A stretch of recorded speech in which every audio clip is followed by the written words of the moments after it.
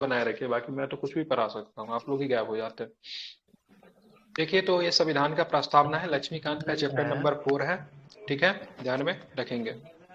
चलिए बात करते हैं आगे, माइक बंद कर लीजिए प्लीज। ठीक है, चलिए देखेंगे। सर्वप्रथम अमेरिकी संविधान में प्रस्तावना को सम्मिलित किया गया था, परंतु तदुपरांत कई अन्य देशों ने इसे अपनाया, जिनमें भारत भी शामिल है। तो अगर पूछेगा संविधान की प्रस्तावना को सबसे पहले कहाँ शामिल किया गया था, तो अमेरिकी संविधान में सबसे पहले संविधान की प्रस्तावना को शामिल किया गया, लेकिन बाद में बहुत सारे देशों ने अपना लिया, भारत उनमें से एक देश शामिल है। ठीक है, प्रस्तावना के संविधान के परिचय अथवा भूमिका को कहते हैं। ठीक है, संविधान के प्रस्तावना की बात करेंगे तो संविधान के परिचय अथवा भूमिका को कहते हैं। तो संविधान के भूमिका या फिर परिचय किसको कहेंगे, तो प्रस्तावना को कहेंगे। ठीक है ना, समझिए, जस्ट लाइक बायोडाटा। ठीक है, आप अपने बारे में कहीं पे जाते हैं तो अपना शॉर्टकट में एक बायोडाटा देते हैं, आप नाम क्या है, नहीं है, मतलब प्रस्तावना से संविधान कैसा है ये झलकता है। ठीक है, हमारा संविधान कैसा है, लोगों को कितना अधिकार देता है, ये इसकी झलक कहाँ से देखने को मिलती है, तो इसकी झलक आपकी प्रस्तावना से देखने को मिलती है। ठीक है, इसमें संविधान का क्या होता है, सार होता है।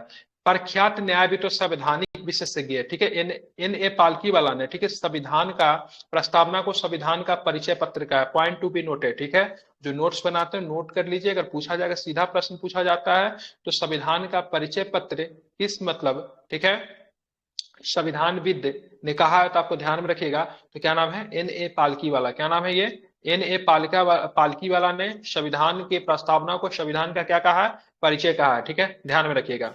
भारतीय संविधान का प्रस्तावना पंडित नेहरू द्वारा बनाए और पेश किए गए संविधान सभा द्वारा अपनाए गए उद्देश्य प्रस्ताव पर आधारित है।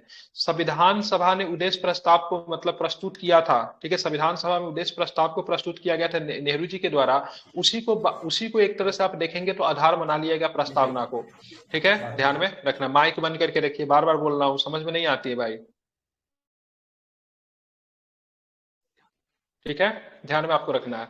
अब बात करेंगे 42वें संविधान संशोधन अधिनियम 1976 के द्वारा संशोधित किया गया है। तब बोलेंगे प्रस्तावना में अभी तक कितना बार संशोधन किया गया, तो केवल एक बार ही संशोधन किया गया है। ठीक है, कब किया गया संशोधन, तो क्या बताएंगे, प्रस्तावना में कब संशोधन किया गया है, 1976। 1976 में। ठीक है, और कौन सा संवैधानिक संशोधन हुआ था, तो 42वां संविधान संशोधन होता है। अब यहाँ पे 42 देखिए, यहाँ पे क्या होता है, दिक्कत होता है। ठीक है, ध्यान में रखेंगे, इसमें समाजवादी धर्मनिरपेक्ष अखंडता शब्द जोड़े गए। ठीक है, धर्मनिरपेक्ष तो मेरे हिसाब से नहीं होना चाहिए, पंथ निरपेक्ष शब्द जोड़ा गया है। ठीक है, या पंथ निरपेक्ष है ना,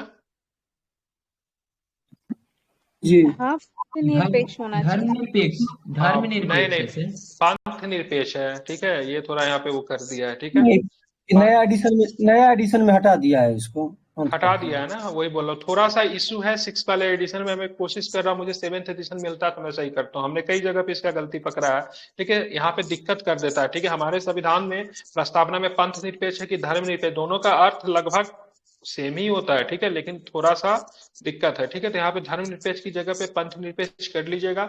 संविधान सभा के द्वारा जो उद्देश्य प्रस्ताव जो प्रस्तुत किया गया, तो वही आगे चल के प्रस्तावना बन गया, जो कि नेहरू जी के द्वारा प्रस्तुत किया गया। कब प्रस्तुत किया गया था उद्देश्य प्रस्ताव को, जरा हमें ये भी बता दीजिए। 13 दिसंबर बिल्कुल, ठीक है, 1946। बहुत अच्छे बच्चे। ठीक है, कब, 13 दिसंबर 1946 को मतलब क्या किया गया था, प्रस्तुत किया गया था। ठीक है, ध्यान में इसको रखेंगे। अब यहाँ पे देखिए संविधान के प्रस्तावना की विषय वस्तु क्या है। ठीक है, तो विषय वस्तु क्या है, तो चलिए अपने वर्तमान स्वरूप में प्रस्तावना को इस प्रकार पढ़ा जाता है। ठीक है, जैसे हम भारत के लोग, अगर पूछा जाता है भारत की संविधान की संप्रभुता भारत के लोगों में निवास करती है, इसका पता कैसे चलता है, तो संविधान का प्रस्तावना ही मतलब किसके द्वारा शुरू होता है, तो हम भारत के लोग से शुरू होता है। क्या, we the people of India. ठीक है, ध्यान में रखेंगे। भारत को एक संपूर्ण प्रभुत्व संपन्न, ठीक है, ध्यान, समझवादी, धर्मनिरपेक्ष लिखा हुआ, लोकतांत्रिक, ठीक है, गणराज्य बनाने के लिए और उसके इसके समस्त, ठीक है, नागरिकों को सामाजिक, आर्थिक और राजनीतिक न्याय। ठीक है, तो कितने प्रकार के न्याय की बात की गई प्रस्तावना में, जरा इसमें हम लोग बात कर लेते हैं। 3 प्रकार के, तीन प्रकार के न्याय, कौन कौन सी न्याय है बताइए जरा।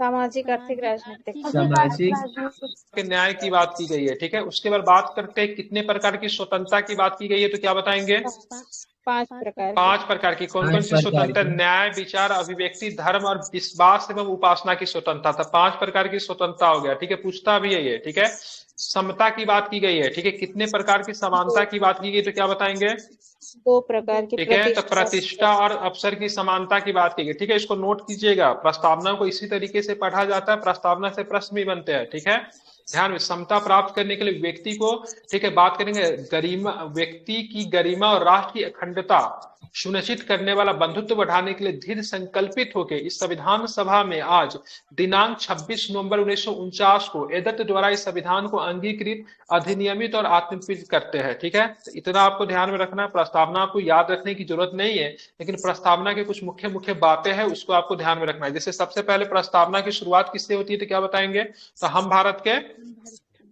लोक से होती है। ठीक है, ध्यान में रखेंगे, क्योंकि संविधान सभा जो था, ठीक है, वो किसका नेतृत्व कर रहा था, ठीक है, किसके रिप्रेजेंटेटिव थे, लोगों के, भारत के लोगों के थे, क्योंकि हमारे भी यहाँ पे ही गए थे ना। तो संविधान की संप्रभुता जो होती है भारत के लोगों में ही निवास करती है। ठीक है, हमारे भी यहाँ पे ये काम कर रहे थे। इसलिए कितने क्वेश्चन भी प्रकार के, भारत का संविधान जो है अपना प्रभुत्व किसे हासिल करता है, तो भारत के बिल्कुल लोगों से। बिल्कुल बिल्कुल भारत के लोगों से करता है। ठीक है, बिल्कुल, वेरी गुड। ठीक है, बात कितने प्रकार के बात करेंगे आप ये पे बताइए। न्याय की बात की गई है, कितने प्रकार की न्याय है, 3 प्रकार। ठीक है, स्वतंत्रता 5 प्रकार, और समता की बात करेंगे 2 प्रकार। ठीक है, तो आप इसको ध्यान में रखेंगे। ठीक है, चलिए आप चलते प्रस्तावना के तत्व की बात करेंगे। तो प्रस्तावना में देखेंगे मुख्य तरह 4 मूल तत्व आपको देखने को मिलता है। ठीक है, कितने, प्रस्तावना में 4 मूल तत्व है। पहला संविधान के अधिकार का स्रोत। अब यहाँ पे देखेंगे, ध्यान में रखिएगा, इसी बात को मैं बार बार रिपीट कर रहा था। संविधान के अधिकार का स्रोत क्या है, तो प्रस्तावना कहती है कि संविधान भारत के लोगों से सख्ती से अधिगृहित करता है। ठीक है, इसी बात को मैं समझाने की आपको कोशिश कर रहा था। क्या कहती है, तो भारत के लोगों से सख्ती से अधिगृहित मतलब क्या होता है, करता है। ठीक है, ध्यान में रखेंगे। उसके बाद चलेंगे भारत की प्रकृति। ठीक है, तो भारत जैसे संविधान के प्रस्तावना में झलक जाता है तो भारत कैसा देश है। ठीक है, भारत में शासन व्यवस्था कैसा, सब कुछ झलक जाता है। तो प्रस्तावना ये घोषणा करता है कि भारत क्या एक संप्रभु है। संप्रभु राष्ट्र क्या होता है, संप्रभु राष्ट्र वैसे राष्ट्र को कहते हैं जिसमें कोई भी बाहरी ताकत किसी भी तरह के आंतरिक या फिर आंतरिक मामलों में क्या करती है, हस्तक्षेप नहीं करती है। जैसे हमारी सरकार की नीति कैसी होनी चाहिए, ठीक है, हमारा रक्षा व्यवस्था कैसा होना चाहिए, इसमें कोई बाहरी ताकत हमारे यहाँ हस्तक्षेप नहीं कर सकता है।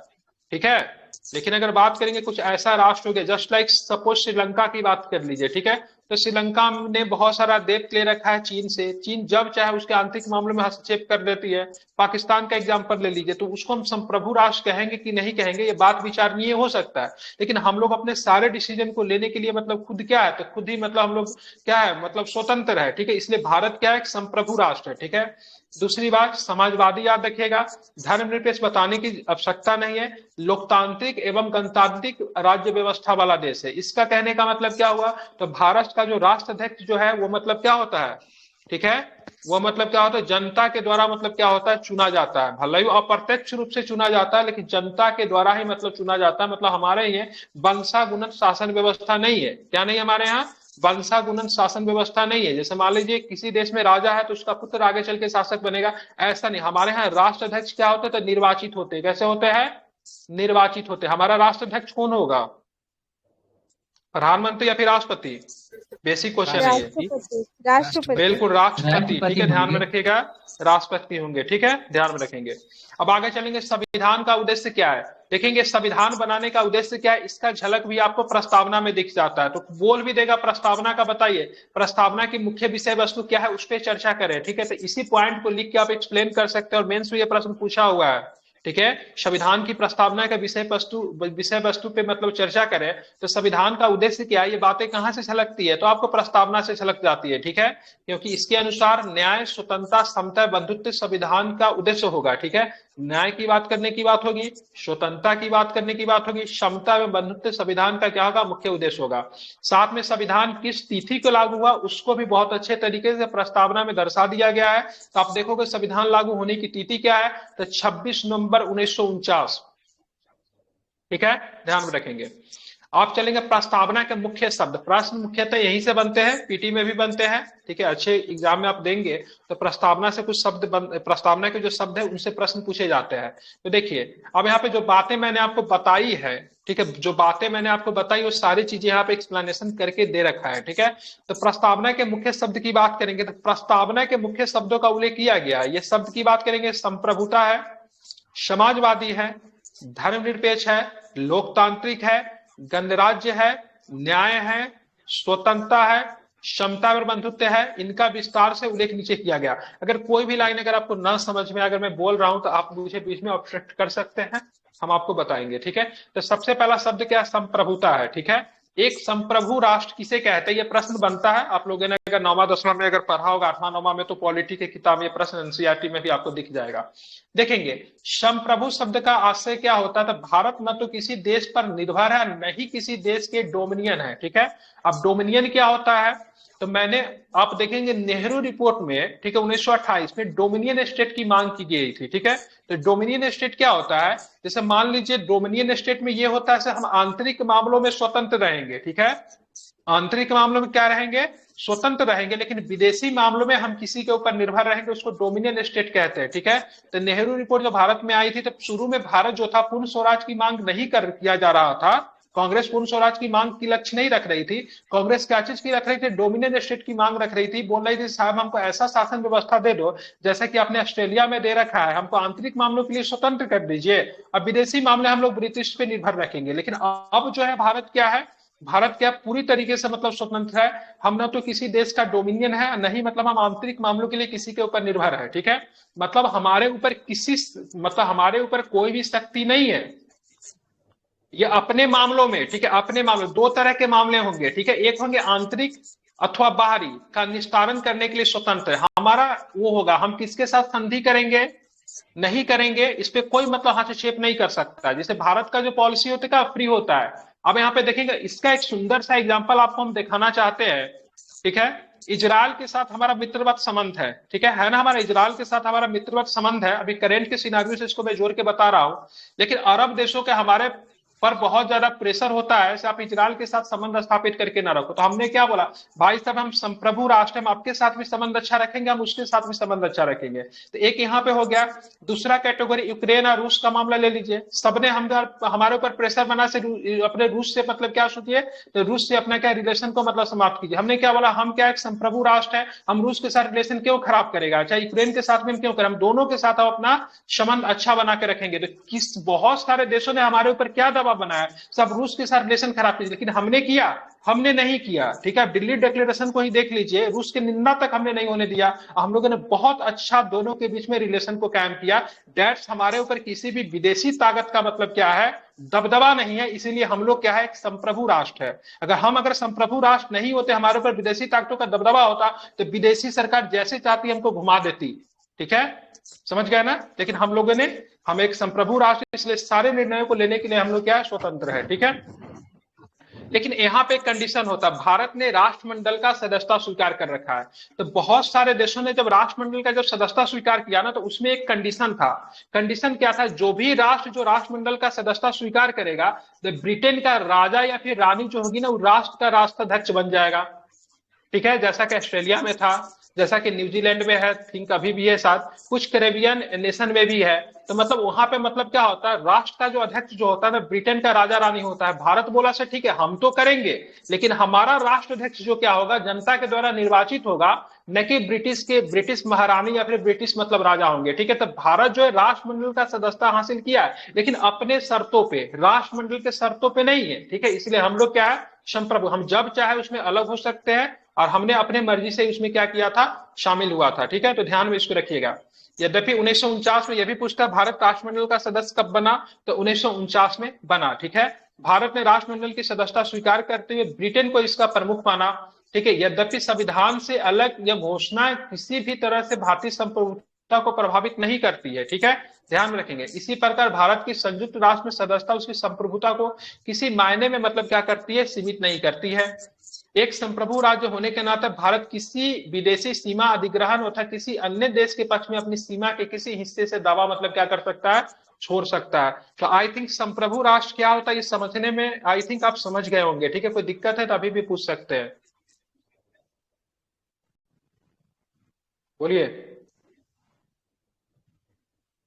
समझ गए सर। समझ गए, जी सर।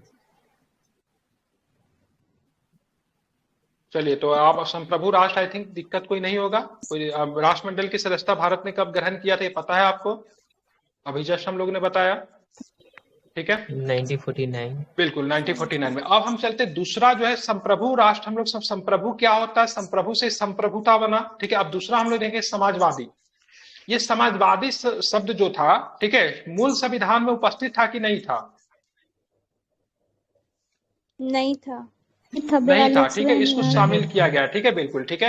ये समाजवादी शब्द की बात करेंगे तो 1976 में 42वें संविधान संशोधन से पहले भी भारत के संविधान में नीति निर्देशक सिद्धांतों के रूप में समाजवादी लक्षण मौजूद है, ठीक है, प्रस्तावना में नहीं था, लेकिन नीति निर्देशक तत्व जो था ना, वहां पे आपको समाजवादी लक्षण आपको देखने को मिलते हैं, ठीक है। भारत के संविधान में इसको 42वां संविधान संशोधन करके 1976 में मतलब इसको डाला गया, ठीक है। दूसरे शब्दों में अगर बात करें तो जो बात पहले संविधान के अंतर्निहित थी उसे स्पष्ट रूप से मतलब क्या किया, जोर दिया गया। और फिर कांग्रेस पार्टी ने समाजवादी स्वरूप को स्थापित करने के लिए 1955 में आवारी सत्र में एक प्रस्ताव पारित करके उसके अनुसार मतलब कार्य किया, ठीक है, इसको समझिएगा। दूसरे शब्दों में अगर बात करें, जो बात पहले संविधान में अंतर्निहित थी उसे स्पष्ट रूप से मतलब क्या कर दिया गया, जोर दिया गया। और फिर कांग्रेस पार्टी ने समाजवादी स्वरूप को स्थापित करने के लिए 1955 में आवारी सत्र में एक प्रस्ताव पारित करके उसके अनुसार मतलब क्या किया, कार्य किया, ठीक है। अब यहाँ पे ध्यान देने का मतलब है, ध्यान देंगे समाजवादी क्या होता है, समाजवाद क्या, तो उसके अर्थों को समझेंगे, ठीक है। यह बात ध्यान देने योग्य है, भारतीय समाजवाद लोकतांत्रिक समाजवाद है, न कि मतलब साम्यवादी समाजवाद है। देखिए, समाजवाद दो तरह का होता है। क्या होता है, समाजवाद दो तरह का होता है। एक समाजवाद का संदर्भ सीधे साम्यवादी समाजवाद से लगाया जाता है, ठीक है, जैसे रूस का एग्जांपल लेंगे। रूस समाजवाद का बहुत अच्छा एग्जांपल है, लेकिन कौन सा समाजवाद, साम्यवादी, ठीक है, मतलब कम्युनिज्म, ठीक है। चाइना भी समाजवाद का एग्जाम्पल है, वो भी मतलब क्या करता है, लोगों को भलाई की बात करती है, लेकिन वो भी मतलब क्या है, साम्यवादी, ठीक है। आप यहाँ पे लोगों की भलाई की बात हो जाएगी, लेकिन आप साम्यवादी देश जो होगा लोगों की भलाई इसलिए भी नहीं कर सकता है क्योंकि भाई साहब वहां पे क्या है, तो वहां पे आप देखोगे वहां पे डेमोक्रेटिक नहीं है, ठीक है। जो नेशन डेमोक्रेटिक होगा ही नहीं, वो मतलब समाजवाद की बात कैसे करेगा, ठीक है, नहीं कर सकता है ना। तो इसीलिए आप ध्यान में देखेंगे तो भारत जो है कैसा समाजवाद का एग्जाम्पल है, लोकतांत्रिक समाजवाद का, ठीक है। लेकिन चीन की बात करेंगे, रूस की बात करेंगे तो वो भी समाजवाद का एग्जाम्पल, लेकिन कैसा समाजवाद का, तो साम्यवादी समाजवाद का एग्जाम्पल है, ठीक है। आप इसको ध्यान में रखेंगे, ठीक है। चलिए, इसको राज्य मिश्रित समाजवाद भी कहा जाता है। भारत का समाजवाद है, इसको क्या बोलते हैं, राज्य मिश्रित समाजवाद भी कहते हैं इसको। इसमें उत्पादन और वितरण के सभी साधनों का राष्ट्रीयकरण, निजी संपत्ति का उन्मूलन शामिल है, ठीक है। तो यहाँ पे देखेंगे जिसमें उत्पादन और वितरण के सभी साधनों का राष्ट्रीयकरण और निजी संपत्ति का उन्मूलन शामिल है। तो शुरू में निजी संपत्ति का उन्मूलन करने की बात कही गई थी, लेकिन 1991 में चीजें मतलब क्या आगे बदल गई, क्योंकि भारत जो था मिश्रित अर्थव्यवस्था का एग्जाम्पल था। तो यहाँ पे उत्पादन का जो साधन जो होगा, ठीक है, उसका मतलब सरकार ने क्या रखा है, राष्ट्रीयकरण कर रखा है। तो आप देखेंगे शुरू शुरू में सरकार ने क्या, रेल क्या है, समाजवाद का सबसे बड़ा एग्जांपल जो होता है रेल हो सकता है, क्योंकि बहुत लोगों का लगाव होता है। सरकार ने रेल का राष्ट्रीयकरण कर दिया और रेल को अपने अधीन ले लिया, ठीक है। आप देखोगे इससे मतलब क्या किया, कोयला का मतलब बाद में जाके सरकार ने राष्ट्रीयकरण कर दिया। बहुत सारे बिजली वगैरह प्राप्त होता है कोयला से, तो जो भी राष्ट्रीय महत्व का चीज था सबका सरकार ने मतलब क्या किया, राष्ट्रीयकरण कर दिया, क्योंकि लोगों तक ये आसानी से मतलब पहुंच स्थापित हो सके, ठीक है। अगर ये प्राइवेट आता तो जाहिर सी बात इसकी कीमत बढ़ती है, सभी लोगों तक मतलब क्या होता, तो सभी लोगों तक मतलब पहुंच नहीं हो पाता, ठीक है। इसलिए सरकार ने मतलब क्या किया, तो इसका मतलब क्या किया, तो राष्ट्रीयकरण कर दिया, ठीक है, जो मतलब सरकार इसके अपने अधीन में ले ली। आप यहाँ पे देखोगे सबसे पहले ये आप देखें एयर इंडिया क्या था, प्राइवेट था, लेकिन सरकार को लगा से नहीं कि कम से कम देश का एक एयरलाइंस होना चाहिए जो कि मतलब क्या हो, सभी के लिए हो। तो इसलिए सरकार ने एयरलाइंस का भी मतलब क्या, एयर इंडिया का भी मतलब क्या किया, तो राष्ट्रीयकरण कर दिया, ठीक है। अभी जाकर मतलब फिर से प्राइवेट बन गई है। लोकतांत्रिक समाजवाद मिश्रित अर्थव्यवस्था में आस्था रखता है। मिश्रित अर्थव्यवस्था क्या रहता है, तो यहाँ पे आप देखेंगे समाजवादी, ठीक है, यहाँ पे देखेंगे समाजवादी अर्थव्यवस्था जो कि मतलब मुख्यतः आप देखोगे कि सरकार के द्वारा मतलब एक तरह से मतलब निर्धारित की जाती है इस अर्थव्यवस्था को, और साथ में प्राइवेट अर्थव्यवस्था जब दोनों का निजी बात करेंगे और मतलब इधर दोनों जब साथ में चलेगी तो मिश्रित बन जाएगी, ठीक है। जहां सार्वजनिक एवं निजी, ठीक है, सार्वजनिक एवं निजी क्षेत्र साथ साथ मतलब मौजूद होते हैं। जैसा कि सर्वोच्च न्यायालय कहता है, लोकतांत्रिक समाजवाद का उद्देश्य गरीबी, उपेक्षा, बीमारी एवं अवसर की समानता को समाप्त करना है, ठीक है।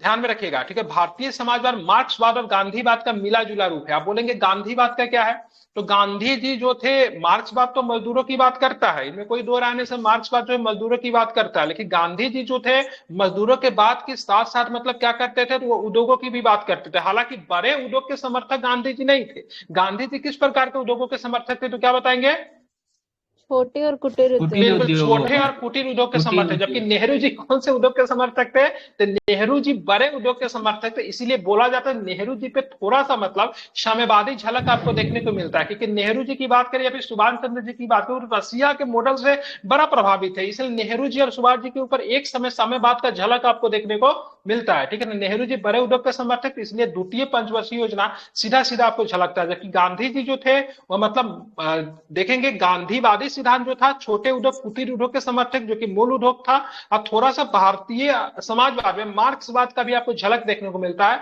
अब मार्क्सवाद किसका बात करता है? तो मार्क्सवाद मजदूरों की बात करता है, किसानों की बात मार्क्सवाद नहीं करता। हालांकि मार्क्सवाद का बाद में रूप को तोड़ा गया तो वो किसानों की बात करने लगा, लेकिन शुरू में मार्क्सवाद जो था मजदूरों की बात करता है।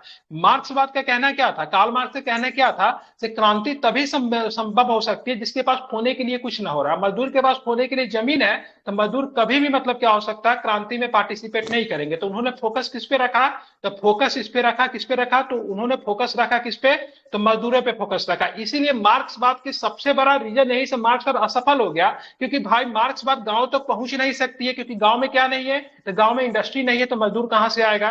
तो मार्क्सवाद असफल हो गया, सीमित जगहों पे ही मतलब सिमट के रह गया। तो बाद में लेनिन आता है, फिर माओ आता है, तो उसने मार्क्सवाद का रूप को परिवर्तन करके उसने अपना एक नया थ्योरी ला दिया, इसको लेनिनवाद कहते हैं, और चाइना में माओवाद कहते हैं। इसमें मजदूरों को भी मतलब क्या किया गया? शामिल किया गया। ठीक है, चलिए। लेकिन भारत का जो समाज व्यवस्था जो है गांधीवादी समाजवाद की ओर मतलब क्या करता है? झुकाव रखता है। अब इसका आपको झलक देखना है तो आप किसमें देख सकते हैं? तो इसका झलक आप डीपीएसपी में आप देख सकते हैं। ठीक है, ध्यान में रखेंगे। उदारीकरण, निजीकरण, वैश्वीकरण की नई आर्थिक नीति 1991 में, हालांकि भारत की समाजवादी प्रतिरूप थोड़ा क्या है, लचीला बनाया गया। ठीक है, तो 1991 में तीन चीज आया जिसको हम लोग किस नाम से जानते हैं? एलपीजी के नाम से जानते हैं। एल से क्या होता है? लिबरलाइजेशन बिल्कुल। पी से क्या होता है? लिबरलाइजेशन बिल्कुल। क्या? प्राइवेटाइजेशन बिल्कुल। जी से क्या होता है? ग्लोबलाइजेशन होता है। ठीक है, तो इसको लिबरलाइजेशन ग्लोबलाइजेशन सरकार जो था ना बहुत अधिक मतलब क्या था, बहुत अधिक हार्ड कर रखी थी अपनी नीति को, किसी भी बाहरी व्यापार को आते नहीं थे। सरकार थोड़ा सा उदार बनी। अब व्यापार पे जो अवरोध वगैरह जो था ना उसको हटा दे, इसको लिबरलाइजेशन कहते हैं। ठीक है, अब जब प्राइवेटेशन, ठीक है, तो कुछ कुछ चीजों का मतलब इन्होंने क्या किया? प्राइवेट कर दिया। अब सरकार के देखिए मूल रूप से सरकार का काम व्यापार करना नहीं होता। सरकार के कभी अगर निंदा करना होगा ना तो अब कर सकते हैं। सरकार का काम शासन व्यवस्था चलाना होता, व्यापार करना नहीं होता। अमेरिका में आप चले जाइए, सरकार केवल शासन करती है। कोई भी कंपनी अमेरिका में आपको सरकारी नहीं मिलेगी, सारा का सारा कंपनी क्या प्राइवेट है। चाइना में चले जाइए, कोई भी कंपनी आपको प्राइवेट नहीं मिलेगी, सारा का सारा कंपनी सरकारी मिलेगी। अब भारत में चले तो दोनों का मिला जुला स्वरूप मिलेगा। तो समाजवादी अर्थव्यवस्था, पूंजीवादी अर्थव्यवस्था भारत में साथ में चलता है। तो प्राइवेटाइजेशन में था, सरकार ने कुछ कुछ चीजों को बोला चलो हम इसका ध्यान नहीं रखते, आप संभालो प्राइवेट कंपनी। अब बहुत सारे चीजों को दे दिया। जैसे एयर इंडिया क्या थी? पहले सरकारी थी, पहले शुरू में सरकार ने उसको एक्वायर किया, बाद में उसको दे दिया। रेलवे आप क्या देख रहे हो? रेलवे पूरी तरह से सरकारी थी, लेकिन धीरे धीरे सरकार क्या है उसको मतलब प्राइवेट की ओर मतलब झुकाव कर रही है, जिसमें वंदे भारत ट्रेन वगैरह देख रहे थे। ये देखेंगे तो समाजवादी अर्थव्यवस्था पे बड़ा चोट पहुंचेगा। अब वंदे भारत ट्रेन का किराया देख लीजिए। ठीक है, जहां पर दूसरे ट्रेन का किराया सेम रूट पे 200 रुपया, वंदे भारत का किराया 1200 रुपया है। तो भारत जैसे देश में ये मॉडल सफल हो सकता है क्या? नहीं हो सकता है। तो इसके खिलाफ में आप तथ्य को लिख सकते हैं, लेकिन क्या इसके पक्ष में भी तथ्य को लिखा जाता है? तो सरकार का काम व्यापार करना नहीं है, सरकार का काम शासन व्यवस्था को चलाना है। अगर सरकार व्यापार करने में उलझ जाएगी तो शासन व्यवस्था को किस तरीके से संचालित करेगी? ठीक है, तीसरा जो ग्लोबलाइजेशन है, तो ग्लोबलाइजेशन का मतलब होता है वैश्वीकरण होता है। ठीक है, क्या होता है? वैश्वीकरण होता है। इसको मतलब पूरी तरीके से मतलब फैलाना चीजों को। ठीक है, मतलब से हम पढ़ते हैं ना, कंपनी एक होता है, एक मल्टीनेशनल कंपनी होता है, उसी तरह से व्यापार को मतलब बढ़ाना, फैलाना। इसका बड़ा सबसे बड़ा समर्थक जो है नीति का, डब्ल्यूटीओ जो है, इस नीति का सबसे बड़ा समर्थक। डब्ल्यूटीओ कहता है व्यापार फ्री करो। ठीक है, और हमेशा क्या होना चाहिए? सरकार का व्यापार पे किसी भी प्रकार का, ठीक है, वो नहीं होना चाहिए, क्या बोलते हैं, पकड़ नहीं होना चाहिए। ठीक है, जैसा कि अलाउद्दीन खिलजी ने अपना कर रखा था, सभी सामान का नीति को, दाम को फिक्स कर दिया था। ठीक है, किसी भी सामान का कीमत बढ़ नहीं सकता था, घट नहीं सकता था। तो वैसा नहीं चाहिए, व्यापार को एकदम फ्री छोड़ दीजिए, उसको जैसे चलना चले, खुद कंट्रोल हो जाएगा। ठीक है, और सारी दुनिया के व्यापार को डब्ल्यूटीओ चाहती है एक साथ मिला देने का। ठीक है, सर फ्री ट्रेड एग्रीमेंट जो है किसी भी कंट्री से होता है, इसमें डब्ल्यूटीओ का भी बिल्कुल, कुछ डब्ल्यूटीओ ही भूमिका मतलब होती है क्या? फ्री ट्रेड एग्रीमेंट को लेकर बहुत ज्यादा भूमिका कहती है। अगर ऑस्ट्रेलिया के साथ हमारा एफटीए अगर हो जाता, जैसे बीपीएससी में प्रश्न पूछा, अच्छा क्वेश्चन है, ऑस्ट्रेलिया को लेकर प्रश्न पूछा था, डेट मीन्स ठीक है, या तो ट्रेड के ऊपर बहुत ज्यादा टैक्स को कम कर दिया जाएगा या फिर बिल्कुल खत्म कर दिया जाएगा।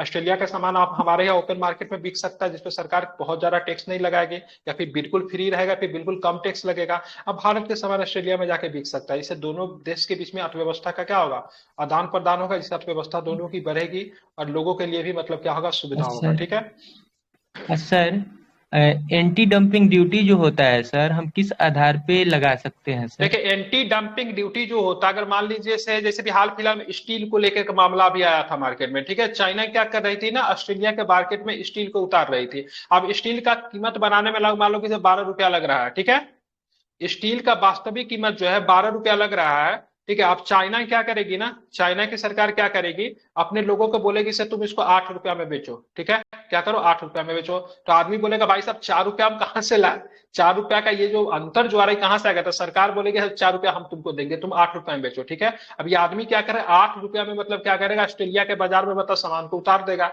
अब ऑस्ट्रेलियन सरकार देखेगी भाई साहब ये तो बहुत कम में हो गया, हमारे यहाँ 12 रुपया 13 रुपया पड़ रहा है, नुकसान में कैसे बेच रहा है। ठीक है, तो ऐसे कंडीशन में सरकार को जब पता लगा, ऑस्ट्रेलियन गवर्नमेंट को बोलेगा अच्छा तुम ये कर रहे हो, मतलब तुम क्या कर रहे हो, सरकार से मतलब हेल्प ले रहे हो, तो यहाँ पे सरकार क्या करेगी, इस पे 200% टैक्स लगा देगी। अब 200% टैक्स लगा देने को इसका कीमत सीधे मतलब क्या हो जाएगा, 16 रुपया हो जाएगा। ठीक है, इसी को बोलते हैं एंटी डंपिंग लगा। डंपिंग का मतलब क्या होता है, किसी भी सामान आपके यहाँ जो बिक रहा है उसका कीमत को इतना कम ना, जैसे चाइनीज मोबाइल ने किया था शुरू में। ठीक है, चाइनीज मोबाइल ने इतना कम दाम पे कीमत पे मतलब फोन भारतीय बाजार में उतार, जैसे भारत से पूरा मोबाइल का कंपटीशन ही खत्म हो गया, क्योंकि वो उसके सामने नहीं टिक पाया ना, वो नुकसान में अपना सामान बेचने लगा। ठीक है, और जब वो सारा कंपनी जब भारत से जब भाग गया, तब इन्होंने अपना प्राइस को उठाया, और जब प्राइस को उठाया तो सामने क्या रहा, कोई कंपटेंसी करने वाला नहीं। जैसे जियो, जियो ने क्या किया, जियो ने पूरा कंपटीशन को खत्म कर दिया, 1 साल 1.5 साल फ्री सर्विस देके, सारा मोबाइल कंपनी वाला सब भाग गया। ठीक है, जब भाग गया तब इसने क्या किया, अपने कीमत को मतलब क्या किया, बढ़ा दिया। ठीक है, तो एंटी डंपिंग के मुख्यतः गवर्नमेंट का रोल होती है, क्योंकि जो यहाँ पे कंपनी को जो नुकसान जो हो रहा होगा वो मतलब सरकार कवर करती है। ठीक है, और ऐसे चीजों को करने के लिए, ठीक है, कौन विख्यात है, जो चाइना विख्यात है। इसलिए चाइना भी हाल फिलहाल में डब्ल्यूटीओ का मेंबर बना, बहुत दिन तक डब्ल्यूटीओ का मेंबर भी नहीं था। ठीक है, ध्यान में रखेंगे। तो इसके लिए सरकार क्या करती थी, सर एंटी डंपिंग ड्यूटीज लगाना भी हाल फिलहाल में भारत सरकार ने भी बहुत सारे सामान के ऊपर लगाया है। ये सर, विषय से सब्सिडी विषांतर हो वाला जा रहा है अभी, इशू नहीं नहीं यूरिया इस पे पे भी आया था सर। हाँ, सब्सिडी वाला इशू पे भी होता है, हम उस पे भी बात कर लेंगे, बता देंगे, लेकिन विषय से विषांतर हो रहा है। ठीक है, वैश्वीकरण से निकलते हैं, लोकतांत्रिक में आते हैं। लोकतांत्रिक का मतलब क्या होता है, ठीक है, सब्सिडी पे भी किसान को जो भारत सरकार जो सब्सिडी जो देती है ना, इसके डब्ल्यूटीओ निंदा करता है। ठीक है, क्योंकि क्या, क्यों निंदा करता है, क्योंकि इससे मतलब फ्री कंपटीशन जो होता है ना, उसको बहुत अधिक मतलब क्या होता है, नुकसान होता है। मतलब किसानों को सब्सिडी देना, इसके लिए डब्ल्यूटीओ में भारत को बार बार मतलब क्या होता है, खींचा जाता है। ठीक है, मतलब बहुत अधिक मतलब इसे भारत को मतलब निंदा की जाती है इस मैटर को लेकर से। भारत सरकार किसानों को बहुत ही ज्यादा सब्सिडी देती है, वो नहीं देना चाहिए। ठीक है, इससे मतलब क्या होता है, व्यापार क्या बोलते हैं, एक फ्री कंपटीशन जो होता है देशों के बीच में, वो खत्म होता है। ठीक है, पहले चलेंगे लोकतांत्रिक क्या होता है। ठीक है, तो संविधान की प्रस्तावना में लोकतांत्रिक राज्य व्यवस्था की परिकल्पना की गई, आप लोग जानते हैं, कोई दिक्कत नहीं है। यह प्रचलित संप्रभुता के सिद्धांत पर आधारित है, अर्थात सर्वोच्च शक्ति मतलब क्या होगी, जनता के हाथों में होगी। ठीक है, लोकतांत्रिक शासन व्यवस्था में जनता के हाथों में क्या होती है, सर्वोच्च शक्ति होती है। लोकतंत्र दो प्रकार के होते हैं, हम लोग कॉन्सेप्ट टॉक में कल ही बात कर चुके थे। एक होता है प्रत्यक्ष लोकतंत्र होता है, एक होता है अप्रत्यक्ष लोकतंत्र होता है। ठीक है, प्रत्यक्ष लोकतंत्र में जनता की मतलब क्या होती है, डायरेक्ट रूप से क्या होता है, इन्वॉल्वमेंट होती है। जैसे छोटे राज्यों में ऐसा, छोटे देशों में ऐसा देखने को मिलता है। जस्ट लाइक पहले के समय में एथेंस में, यूनान में था ये व्यवस्था प्रत्यक्ष लोकतंत्र वाला। वर्तमान स्वरूप में आप देखोगे तो स्विट्जरलैंड में है। ठीक है, प्रत्यक्ष लोकतंत्र का बात करेंगे तो मुख्य रूप से 4 औजार होते हैं। क्या होता है, पहला क्या, परिप्रेक्षा होता है, जिसको रिफरेंडम बोलते हैं। अब रिफरेंडम क्या होता है, जैसे जनमत संग्रह करवा लिए, चलिए मान लेते हैं ऐसे, मतलब हमने जनमत संग्रह करवाया कश्मीर में, जैसे जनमत संग्रह जूनागढ़ में हुआ था ना, जनमत संग्रह, तो जी जूनागढ़ के सर। लोगों से जनमत संग्रह करवाया तो बोलेंगे भाई साहब बताओ तुम भारत में जाना चाहते हो कि पाकिस्तान में जाना चाहते हो। ठीक है, तो मान लीजिए 51% लोगों ने मतलब वोट कर दिया से हमको मतलब क्या रखना है, भारत में रहना है, और 49% लोगों ने वोट किया हमको पाकिस्तान में रहना है। तो सीधा सीधा मतलब जनमत संग्रह में मतलब क्या होगा, तो यहाँ पे आप देखोगे तो मतलब क्या होता है, लोगों ने ज्यादातर वोट किया पाकिस्तान, भारत के पक्ष में रखना है, तो इसको भारत के पक्ष में मतलब क्या किया जाएगा, शामिल कर लिया जाएगा। ठीक है, तो इसके 4 लक्ष्य होते हैं। तो सबसे पहला जनमत संग्रह आप लोग समझ गए क्या होता है। दूसरा जो होता है रेफरेंडम जिसको बोलते हैं, दूसरा जो होता है पहल होता है। तीसरा क्या होता है, प्रत्यावर्तन होता है। या प्रत्याशी को वापस बुलाना। ठीक है, ध्यान में रखेंगे क्या होता है प्रत्याशी को वापस बुलाना। जैसे देखेंगे प्रत्यक्ष लोकतंत्र पे कुछ प्रत्याशी को चुन लिए, ठीक है, अब प्रत्याशी आपके विश्वास में मतलब क्या हो रहा है खरा नहीं उतर रहा, तो ऐसे कंडीशन में क्या करेंगे उसको वापस बुला लेंगे, जैसे तुम वापस आओ, ठीक है, अब तुमको वो नहीं करना है। जबकि अप्रत्यक्ष लोकतंत्र में एक बार अगर कैंडिडेट अगर चुना गया तो मतलब 5 साल के लिए फिक्स है, नेक्स्ट टाइम वो आएगा। लेकिन प्रत्यक्ष लोकतंत्र में उसको वापस बुलाने का भी मतलब क्या होता है राइट होता है। ठीक है, इसको ध्यान में रखेंगे। दूसरी ओर अप्रत्यक्ष लोकतंत्र में लोगों द्वारा चुने गए प्रतिनिधि सर्वोच्च शक्ति का इस्तेमाल करते हैं और सरकार चलाते हुए कानूनों का निर्माण करते हैं। जबकि बात करेंगे जो देखेंगे यहाँ पे अप्रत्यक्ष लोकतंत्र में क्या होता है लोग जो चुने जाते हैं, ठीक है, अप्रत्यक्ष लोकतंत्र में जो लोग जो चुने जाते हैं वही आगे चल के क्या करते हैं सर्वोच्च शक्ति का सरकार के माध्यम से सर्वोच्च शक्ति का इस्तेमाल करते हैं। जैसे अप्रत्यक्ष लोकतंत्र में हम लोग किसको चुनेंगे, संसद को चुनेंगे, विधायक को चुनेंगे। यही विधायक और यही संसद आगे चल के मतलब क्या करेगा, तो यही विधायक और यही संसद आगे चल के मतलब क्या होगा, तो मुख्यमंत्री को चुनेगा, प्रधानमंत्री को चुनेगा, मतलब बहुमत दल के नेता होते हैं और वही लोग शासन और प्रशासन में क्या करते हैं पार्टिसिपेट करते हैं। ठीक है, इस प्रकार लोकतंत्र को प्रतिनिधि लोकतंत्र कहते हैं। क्यों कहते हैं प्रतिनिधि लोकतंत्र, क्योंकि यहाँ पे आप देखेंगे क्योंकि यहाँ पे जनता के प्रतिनिधि शासन करते हैं। ठीक है, आप बोलोगे सर जनता का प्रतिनिधि कौन होगा, तो आप देखेंगे प्रत्यक्ष लोकतंत्र में हम लोग क्या हमने चुना, विधायक को चुना, एमएलए को चुना, संसद को चुना, एमएलए किसको जाके बना दिया मुख्यमंत्री बनाया, संसद से क्या बन गया प्राइम मिनिस्टर बन गया। तो प्राइम मिनिस्टर जो शासन में भाग लेंगे, ठीक है, सर्व प्रमुख होते हैं, मंत्रिमंडल के प्रमुख होते हैं, या फिर मुख्यमंत्री मंत्रिमंडल के प्रमुख होते हैं। तो हमने प्रधानमंत्री या फिर मुख्यमंत्री को नहीं ना चुना, हमने संसद और विधायक को चुना। तो संसद और विधायक जो है हमारे प्रतिनिधि है, उनके बिहाफ पे रूल कौन कर रहा है, तो प्राइम मिनिस्टर कर रहा है। ठीक है, तो ऐसे कंडीशन में इसको लोकतंत्र को प्रतिनिधि लोकतंत्र के नाम से भी हम लोग क्या करते हैं जानते हैं। ठीक है, ये लोकतंत्र दो प्रकार के होता बता दिया हूं, कल ही बताया, एक होता संसदीय होता है, दूसरा होता राष्ट्रपति के अधीन होता है। राष्ट्रपति का अधीन लोकतंत्र को क्या बोलते बताइए, तो कल पढ़ाए थे, कोई लोग बताइए तो, जो राष्ट्रपति के अधीन जो मतलब अप्रत्यक्ष लोकतंत्र होता है उसको कौन सा लोकतंत्र कहते हैं, या फिर किस प्रकार के शासन व्यवस्था होता है राष्ट्रपति के अधीन जिसको जो होता है, कौन सा फॉर्म ऑफ गवर्नमेंट होता है, कल ही तो बताया था ना, कितना अच्छा से बताया थे, मतलब यही जब रिप्लाई नहीं करते लोग। डेमोक्रेसी अप्रत्यक्ष दो तरह का होता है, एक होता संसदीय होता है, दूसरा जो राष्ट्रपति के अधीन होता है। तो संसदीय सरकार तो हमारे देश में है, जबकि राष्ट्रपति के अधीन जो सरकार होता है उसको प्रेसिडेंशियल रूल ऑफ गवर्नमेंट कहते हैं। ठीक है, और ये सरकार कहाँ पे है, इसको अध्यक्षीय शासन प्रणाली कहा जाता है, जहाँ पे राष्ट्रपति क्या होता है प्रमुख होता है, यूएसए में है। ठीक है, कल ही बताए थे, जिसमें बताए थे राष्ट्रपति के पास इतना अधिक पावर होता है, तो राष्ट्रपति के पास इतना ज्यादा पावर होता है, कार्यपालिका का प्रमुख होता है, ठीक है, वास्तविक प्रमुख होता है। ठीक है, जबकि संसदीय शासन व्यवस्था में राष्ट्रपति तो होते हैं लेकिन कार्यपालिका के नाम मात्र के प्रधान होते हैं, इनके सारे शक्ति का प्रयोग कौन करेगा, प्रधानमंत्री करेगा। और ये वीडियो पड़ा हुआ है। ठीक है, अब सबसे दिक्कत क्या है ना, पॉलिटी का बेसिक चीज है वो आप लोग नहीं जानते हैं। ठीक है, वही सीखना है हमें। ठीक है, ये केवल एग्जाम के पॉइंट ऑफ व्यू से नहीं, ऐसे नॉर्मली भी आप लोग इसको सीखिए जानिए। हो सकता है आपसे कोई बच्चा पूछ ले, शर्मिंदगी महसूस कीजिएगा। ठीक है, ये सब जाना चाहिए, 8वां क्लास में ये सब पढ़ना है। ठीक है, तो इसके ध्यान में रखिएगा। मैंने बहुत अच्छे से बताया था, मतलब इसको मतलब लगभग 1 घंटा बताया था आप लोग किस तरीके से काम करता है। ठीक है, भारत के प्रधानमंत्री के पास पावर होता है, सो मतलब वो क्या कर सकता है, भारत के प्रधानमंत्री के पास पावर होता है, सो मतलब राष्ट्रपति को कहे तो मतलब संसद भंग हो जाती है लोकसभा, लेकिन अमेरिका में नहीं कर सकता है, क्योंकि अमेरिका में राष्ट्रपति जो होता है क्या होता है, संसद का पार्ट नहीं होता है। ठीक है, अमेरिका में राष्ट्रपति जो होता है संसद का पार्ट नहीं होता, जबकि भारत में राष्ट्रपति क्या है, संसद का पार्ट है। लोकसभा राज्यसभा और राष्ट्रपति के मिलने से संसद का निर्माण होता है, लेकिन क्या होता है ये अलग होता है राष्ट्रपति। दूसरी बार अमेरिका में अगर किसी व्यक्ति को मंत्री अगर बनना है ना, तो उसको किसी भी सदन का सदस्य होने का कोई जरूरत नहीं है, जबकि भारत में मंत्री बनने के लिए आपको लोकसभा राज्यसभा का सदस्य होना चाहिए ना। अमेरिकन राष्ट्रपति जिसे चाहेंगे उस व्यक्ति को प्रधानमंत्री बना देंगे, सॉरी क्या बोलते हैं मंत्री बना देंगे, जो कि उनके नजर में बेस्ट होना चाहिए उस काम करने के लिए। तो इस तरीके से अध्यक्षीय शासन प्रणाली काम करती है, फ्रांस में भी है, ठीक है, अमेरिका में भी है, तो समझिए इसको। चलिए, भारतीय संविधान में प्रतिनिधि संसदीय लोकतंत्र की व्यवस्था है, जिसे कार्यकारिणी अपनी सभी नीतियों और कार्यों के लिए मतलब विधायिका के प्रति जवाबदेह होती है। ठीक है, तो मैंने क्या बताया था, मैंने यहाँ पे कल के क्लास अगर आप देखेंगे, आई थिंक कल नहीं परसों हुई थी, तो आप देखेंगे सारे कार्यों के प्रति कार्यपालिका जो होता है सारे कार्यों के प्रति किसके प्रति जिम्मेदारी होती है, विधायिका के प्रति जिम्मेदारी होती है। कार्यपालिका को किसके अधीन रखा गया है, देखेंगे अब शासन व्यवस्था से न्यायपालिका को अलग रखा गया, लेकिन विधायिका और कार्यपालिका को पूरी तरीके से जोड़ दिया गया है, ठीक है, इसको ध्यान में रखिएगा। और कार्यपालिका को क्या किया गया, विधायिका के मतलब क्या कर दिया, अधीन कर दिया गया। हमें कार्यपालिका के दो प्रकार भी पता था, कौन सा था दो कार्यपालिका का प्रकार? एक मैंने बताया था टेम्पोररी बताया था, दूसरा क्या बताया था, परमानेंट बताया था। टेम्पोररी कार्यपालिका में कौन कौन आएगा? राजनीतिक आएगा। कौन आएगा? बिल्कुल हाँ, राजनीतिक कार्यपालिका या फिर टेम्पोररी कार्यपालिका कहते हैं, ठीक है, जो कि मतलब 5 वर्ष के बाद समाप्त हो जाएगा। प्राइम मिनिस्टर की बात करें, मुख्यमंत्री की बात करेंगे, मंत्री की बात करेंगे, क्या राजनीतिक कार्यपालिका का पार्ट है ये 5 साल के बाद समाप्त हो जाएगा। लेकिन डीएम साहब की बात करेंगे, ठीक है, मान लीजिए कोई बड़ा आईएएस ऑफिसर होगा, कोई बड़ा मतलब बात करते हैं क्या बोलते हैं स्टेट का कोई ऑफिसर होगा, ये क्या है, ये मतलब क्या परमानेंट कार्यपालिका का पार्ट है, ये कभी भागने वाला नहीं है। ये कब भाग, जब ये रिटायर होगा तब, ठीक है। तो ये भी कल आपको बता दिए थे, ठीक है, ध्यान में रखिएगा। अब भारत में कार्यपालिका और विधायिका क्या स्वतंत्र नहीं है, ठीक है। कार्यपालिका में वैसे लोग शामिल होंगे, ठीक है, परमानेंट कार्यपालिका में, जो कि मतलब अपने क्षेत्र के बेस्ट होंगे, ठीक है, ध्यान में इसको रखिएगा, लेकिन विधायिका के अंदर में काम करेगा।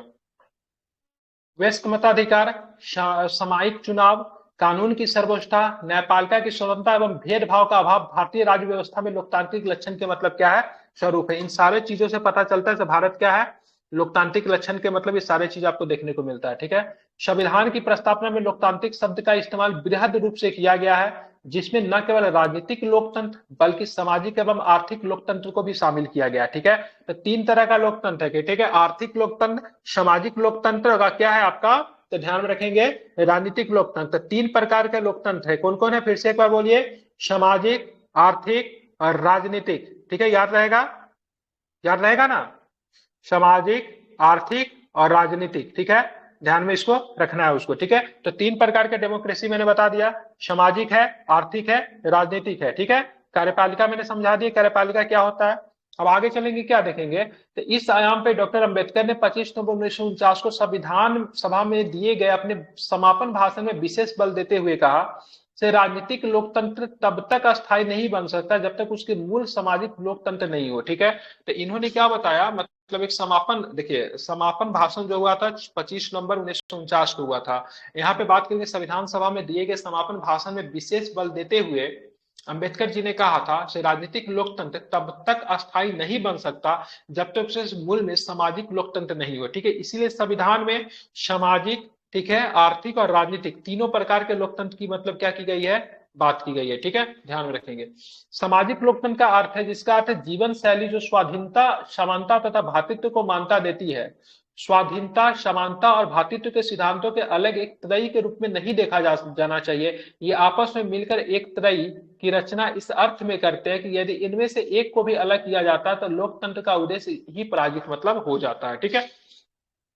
तो देखेंगे सामाजिक लोकतंत्र में क्या क्या चीज आ जाएगी, तो देखा ना, एक ऐसी जीवन शैली है जिसकी स्वाधीनता, समानता तथा भ्रातृत्व को मतलब क्या करती है, मान्यता देती है, ठीक है।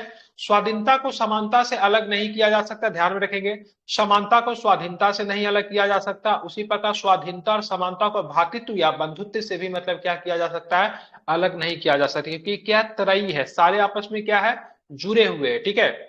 समानता के अभाव में आप देखेंगे तो स्वाधीनता से कुछ का आधिपत्य अनेक पर स्थापित होने की स्थिति में बनेगी। समानता बिना स्वाधीनता के वैकल्पिक पहल अथवा उद्यम को समाप्त कर देती है, ठीक है। तो ये सारे आपस में क्या है, जुड़े हुए हैं। इसी के संदर्भ में केस आता है, इसी संदर्भ में बात करेंगे, सर्वोच्च न्यायालय ने 1997 में व्यवस्था दी कि संविधान एक महत्वपूर्ण सामाजिक व्यवस्था की स्थापना का लक्ष्य रखता है, जिनमें से प्रत्येक नागरिक को भारत गणराज्य के सामाजिक एवं आर्थिक लोकतंत्र में सामाजिक, आर्थिक और राजनीतिक न्याय प्रदान किया जा सके, ठीक है। तो ये आप ध्यान में रखिएगा, 1997 में एक बाद में व्यवस्था दी गई कि संविधान एक सब महत्वपूर्ण सामाजिक व्यवस्था की स्थापना का लक्ष्य रखता है, ठीक है, ध्यान में रखिएगा, जिसमें से प्रत्येक नागरिक को, जो कि भारत गणराज्य के सामाजिक एवं आर्थिक लोकतंत्र में, ठीक है, सामाजिक, आर्थिक और राजनीतिक न्याय प्रदान किया जा सके, ठीक है, इसको आपको ध्यान में रखना है। तो ये लोकतंत्र हम लोग समझ गए। 5वां क्या, गणतंत्र है, ठीक है। आप देखेंगे लोकतंत्र और गणतंत्र में अंतर क्या होता है, ठीक है, इसको भी जरा समझने की बात करते हैं। गणतंत्र और लोकतंत्र में थोड़ा सा डिफरेंसेस आपको देखने को मिलता है। एक लोकतांत्रिक राज्य व्यवस्था दो वर्गों में बांटा जा सकता है। पहला क्या होता है, राजशाही, या दूसरा क्या होता है, गणतंत्र होता है। अब यहाँ पे इस चीज को समझेंगे। बहुत लोग समझते हैं लोकतंत्र गणतंत्र दोनों एक है। नहीं, दोनों एक नहीं है। लोकतंत्र अलग है, गणतंत्र अलग है, ठीक है। अब बोलोगे कैसे अलग है, तो इसको जरा समझने की कोशिश करेंगे। लोकतांत्रिक शासन व्यवस्था को दो भागों में बांट सकते हैं, जैसे राजशाही और गणतंत्र, ठीक है। जैसे ब्रिटेन में क्या है, तो ब्रिटेन में भी तो लोकतंत्र है ना। ब्रिटेन में लोकतंत्र है कि नहीं, ब्रिटेन में लोकतंत्र है, लेकिन ब्रिटेन में गणतंत्र नहीं है। क्योंकि ब्रिटेन में लोकतंत्र कैसा लोकतंत्र है, राजशाही लोकतंत्र है। कैसा लोकतंत्र है, राजशाही लोकतंत्र है। जनता के पास बहुत सारे अधिकार तो है, लेकिन राष्ट्र का जो प्रमुख जो होता है, राष्ट्र का जो अध्यक्ष जो होता है, क्या होता है, जनता के द्वारा नहीं चुने जाते, मतलब वंशागुणत होते हैं। जैसे अभी प्रिंस द थर्ड, सॉरी क्या नाम है उसका, प्रिंस 30 है।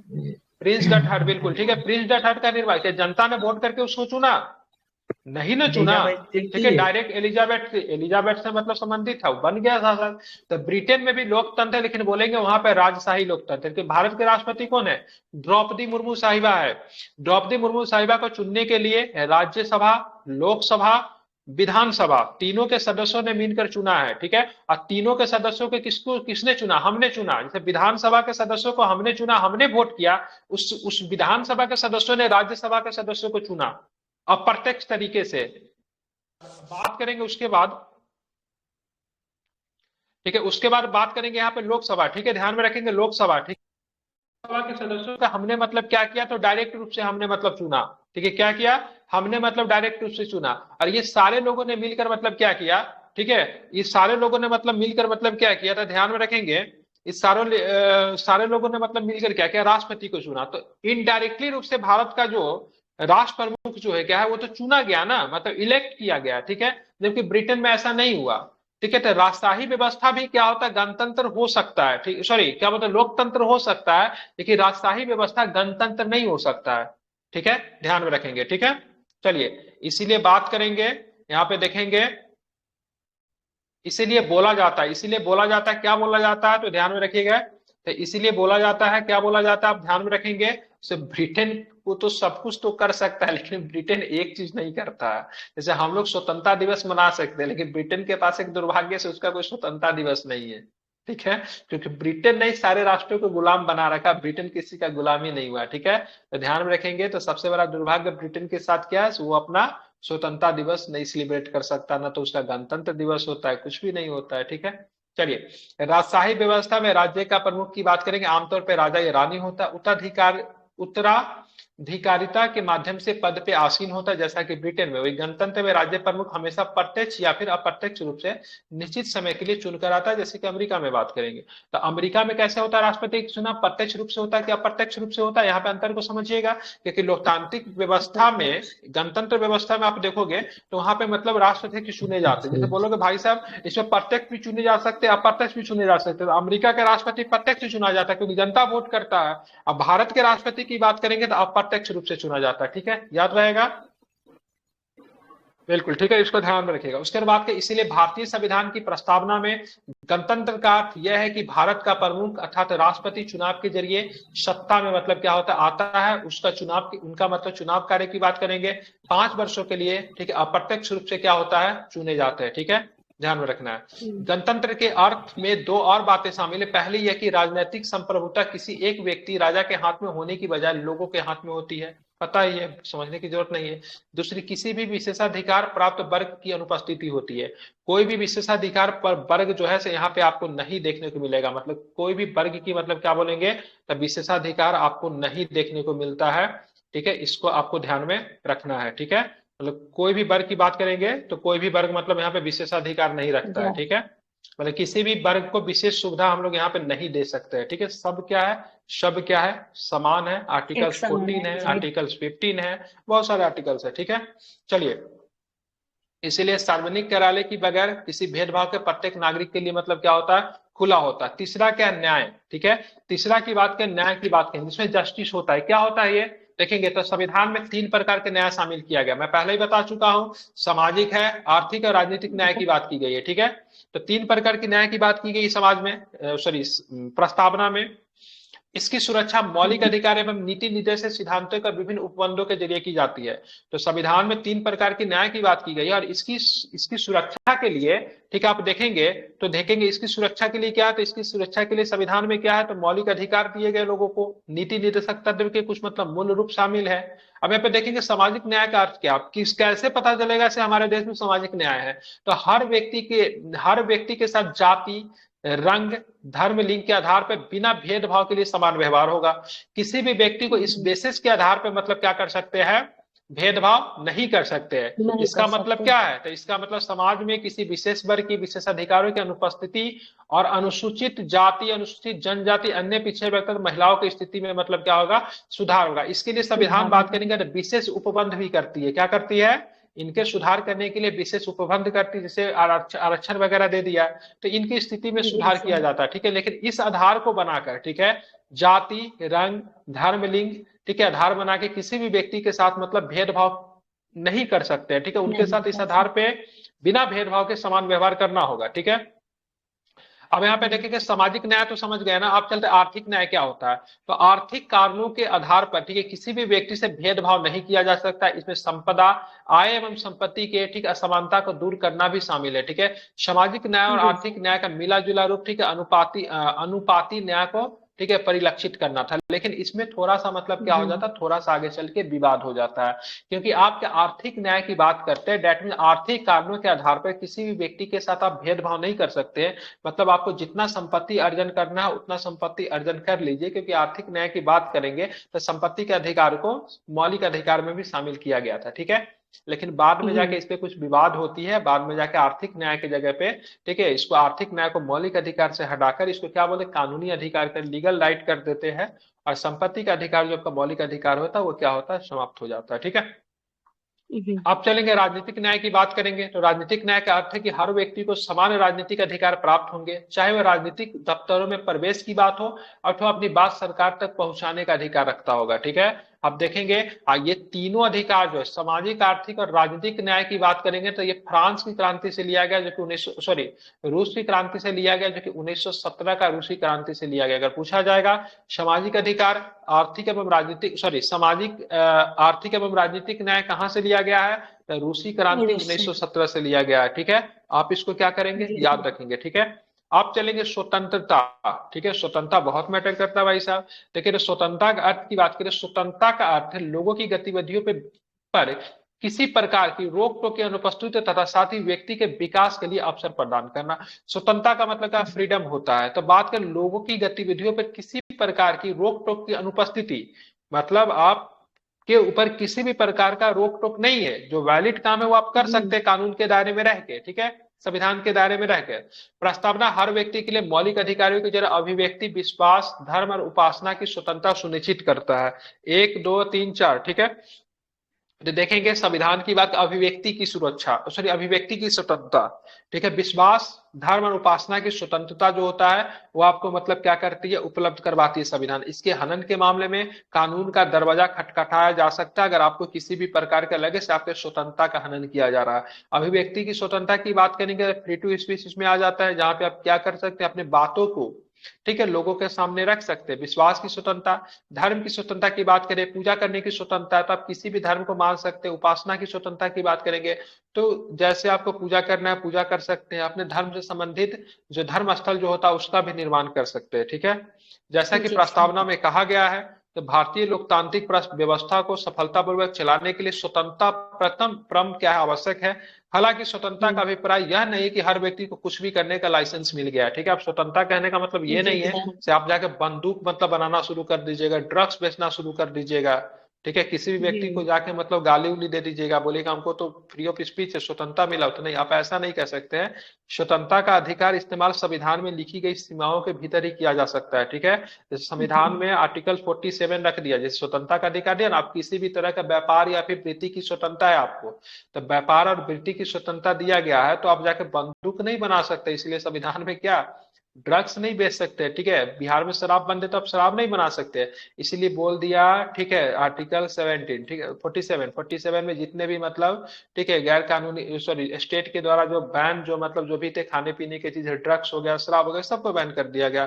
तो मतलब देखेंगे तो इन सारे कामों को आपको एक संविधान के दायरे में रख के आना। स्वतंत्रता का मतलब ये नहीं है कि आप कुछ भी मतलब कर सकते, कानून और संविधान के दायरे में जो आपको अधिकार दिए गए हैं आप उसका प्रयोग कर सकते वही हैं। जैसे कर आप सकते क्या हैं कर सकते जी। हैं, सभा कर सकते हैं, ठीक है, सभा कर सकते हैं। सभा में मतलब क्या सकते हैं, लोगों को मतलब बोल भी बिना सकते हैं, हथियार का।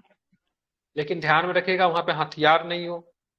दूसरी बात, आप यहाँ पे सभा करेंगे तो आप वहां पे सरकार से परमिशन ला पाए, ऐसा नहीं कि जाके रोड को जाम कर दीजिए, ठीक है। रोड को जाम करने जी का आपके पास अधिकार नहीं है, ठीक है। किसी सरकारी भवन के पास में जाके हल्ला गुल्ला नहीं कर सकते। सभा करने के लिए स्पेसिफिक प्लेस होता है, जैसे जंतर मंतर पे ही लोग जाके क्यों करते हैं, वहीं पे करते हैं। दिल्ली में बीचों बीच बैठ जाना चाहिए तो नहीं बैठते हैं ना, क्योंकि अगर दिल्ली के बीचों बीच अगर बैठ जाएंगे तो क्या होगा, तो आप लॉ एंड ऑर्डर को मेंटेन करने के लिए सरकार सख्ती बरतेगी, क्योंकि संविधान में लॉ एंड ऑर्डर बना के रखना किसका काम है, प्रशासन का काम है। अब लॉ एंड ऑर्डर मेंटेन नहीं होगा, डेट मीन एक तो सब संविधान का आप अतिक्रमण कर रहे हैं, ठीक है। तो जी। ऐसे संदर्भ में क्या कर सकते हैं, यहाँ पे आपका वो राइट टू स्पीच जो होगा वो मतलब खत्म हो जाएगा, ठीक है। मतलब एक दायरे में रह के, एक सीमाओं के भीतर भी रह के मतलब करना है, ठीक है।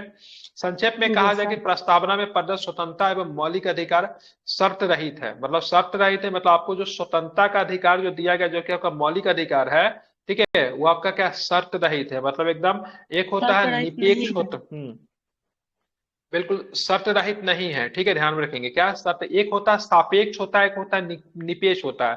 तो सापेक्ष अधिकार जो होता है उसमें किसी भी तरह की कंडीशंस नहीं होती है, ठीक है। तो ये देखेंगे जी। मौलिक अधिकार जो आपको स्वतंत्रता का अधिकार जो दे देगा वो मतलब शर्त रहित नहीं है, ठीक है, ध्यान में रखेंगे। चलिए जी। आप चले, हमारी प्रस्तावना में स्वतंत्रता, समता, बंधुत्व के आदर्शों को कहाँ से लिया गया, तो स्वतंत्रता, फ्रांस से। समानता और बंधुत्व के आदर्श फ्रांस की रेवोल्यूशन से लिया गया, जो कि 1789 से लेके 1799 तक चलेगा, ठीक है, ध्यान में रखेंगे।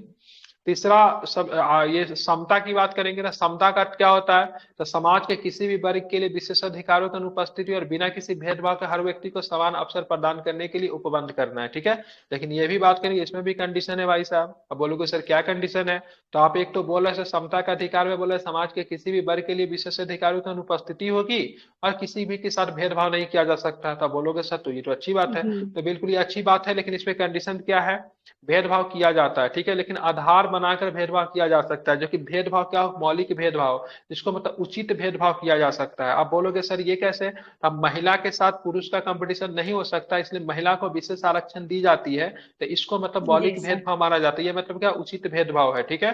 आप बोलोगे सर और क्या होता जी है, तो एसटी को विशेष अधिकार दिया जाता है, ठीक है, नौकरी में या फिर आरक्षण में। आप बोलोगे सर ये उचित है क्या, जी सर। बिल्कुल उचित है। अगर मान लीजिए कोई व्यक्ति दिल्ली में रह के तैयारी किया है, ठीक है, वो सिविल सर्विस का एग्जाम देगा, कोई व्यक्ति मेघालय के किसी गांव में बैठा हुआ है, कोई जनजाति समुदाय से आता है, वह व्यक्ति जो होगा दिल्ली के उस मतलब बढ़िया कोचिंग इंस्टीट्यूट में पढ़ा हुआ लड़का से कैसे कंपटीशन कर सकता है, नहीं कर सकता है ना। तो उसको क्या करेंगे, उसको विशेष सुविधा दे देंगे, जो कि मेघालय के गांव में जो लड़का जो बैठा हुआ है, ताकि वो दिल्ली के लड़का के सामने मतलब क्या आ सके। तो इसमें दो चीजें कही गई। अब आरक्षण देने के लिए मतलब ये नहीं कहना है मतलब से सो अगला व्यक्ति को बात करेंगे से आरक्षण से उसको मुक्त कर देंगे, ठीक है। अब देखेंगे जैसे बात करेंगे सो दूर जो लड़का जो बैठा हुआ है ना, उसको सामने लाने के लिए क्या करेंगे, उसको बहुत अधिक सुविधा दे देंगे। तो बहुत अधिक सुविधा जी दे देंगे सर। संविधान के द्वारा, तो वो उसके समकक्ष आ जाएगा, ठीक है, ध्यान में रखेंगे। समझ रहे हैं ना। जैसे जी महिलाओं की बात करेंगे, जैसे महिला की शारीरिक बनावट की बात करें, पुरुषों के कंपेयर में वो होता है, तो जब दौड़ जब होता है तो जहां पे बोला जाता है 8 मिनट में पुरुष को 1500 मीटर दौड़ना, मतलब 1.5 किलोमीटर दौड़ना है, और उसी में महिला को 8 मिनट में बोलता है क्या 1 किलोमीटर ही दौड़ो। इसको 1.5 मीटर दौड़ना, जी डेढ़ सर। किलोमीटर दौड़ना है, इसको 1 किलोमीटर ही दौड़ना है। तो यहाँ पे इस ये जो भेदभाव जो किया गया ना, तो ये मतलब भेदभाव क्या है, जायज भेदभाव है, ठीक है, गलत नहीं है, ठीक है। जो परीक्षा सर में अगर हिमा दास विकलांग जो कैसे होता दौड़ है, जाती है? हिमा दास अनएक्सपेक्टेड है, ठीक है, वो धावक है, वो प्रोफेशनल है, ठीक है, सब आदमी नहीं सर। प्रोफेशनल नहीं हो सकता ना, ठीक है। चलिए हिमा जी दास तो सर। तब किसी भी पुरुष से भी तेज दौड़ेगी, क्योंकि तो उस काम के लिए है ना, वो प्रोफेशनल है, ठीक है, ध्यान में रखेंगे। इसी तरह भारतीय संविधान की प्रस्तावना हर नागरिक को स्थिति और अवसर की समता प्रदान करती है। इस उपबंध में समता के 3 आयाम दिए गए, ठीक है। एक नागरिक है, राजनीतिक है और आर्थिक है, ठीक है, ध्यान में रखेंगे। मौलिक अधिकारों जी में सर। निम्न प्रावधान नागरिक को समता सुनिश्चित करते हैं, ठीक है। तो सबसे पहले क्या है, तो समता की बात करें, मौलिक अधिकार विधि के समय समता, जो आर्टिकल 14 कहता है। 15 क्या कहता है, जी। धर्म जाति लिंग या जन्म स्थान के आधार पर मूल वंश निषेध है, ठीक है। तो धर्म जाति लिंग या जी जन्म सर। स्थान के आधार पर मूल वंश निषेध 15 कहता है। लोक नियोजन में विषय वार की समता, नौकरी जो निकलता है, नौकरी जो निकलता है ना, उसमें सभी लोगों की समानता होगी, ठीक है। आप बोलेगे सर इसमें कैसे है, तो देखिए फॉर्म भरने पे, नौकरी का फॉर्म भरने पे किसी भी व्यक्ति को नहीं रोका जा सकता। इस आधार पर नहीं यस रोकेंगे सर। से तुम मतलब इस धर्म से आते हो, ये जाति से आते हो, इस लिंग से आते हो, ठीक है। तो किसी भी व्यक्ति को, सभी लोगों को नौकरी का फॉर्म भरने की आजादी होगी। लेकिन नौकरी का फॉर्म अगर मान लीजिए से मतलब कौन भरे, एक विकलांग व्यक्ति भर दिया, ठीक है। और एक बात करेंगे, एक मतलब नॉर्मल व्यक्ति भरा, तो विकलांग व्यक्ति को यहाँ पे आरक्षण दे दी जाएगी नॉर्मल व्यक्ति के कंपैरिजन में।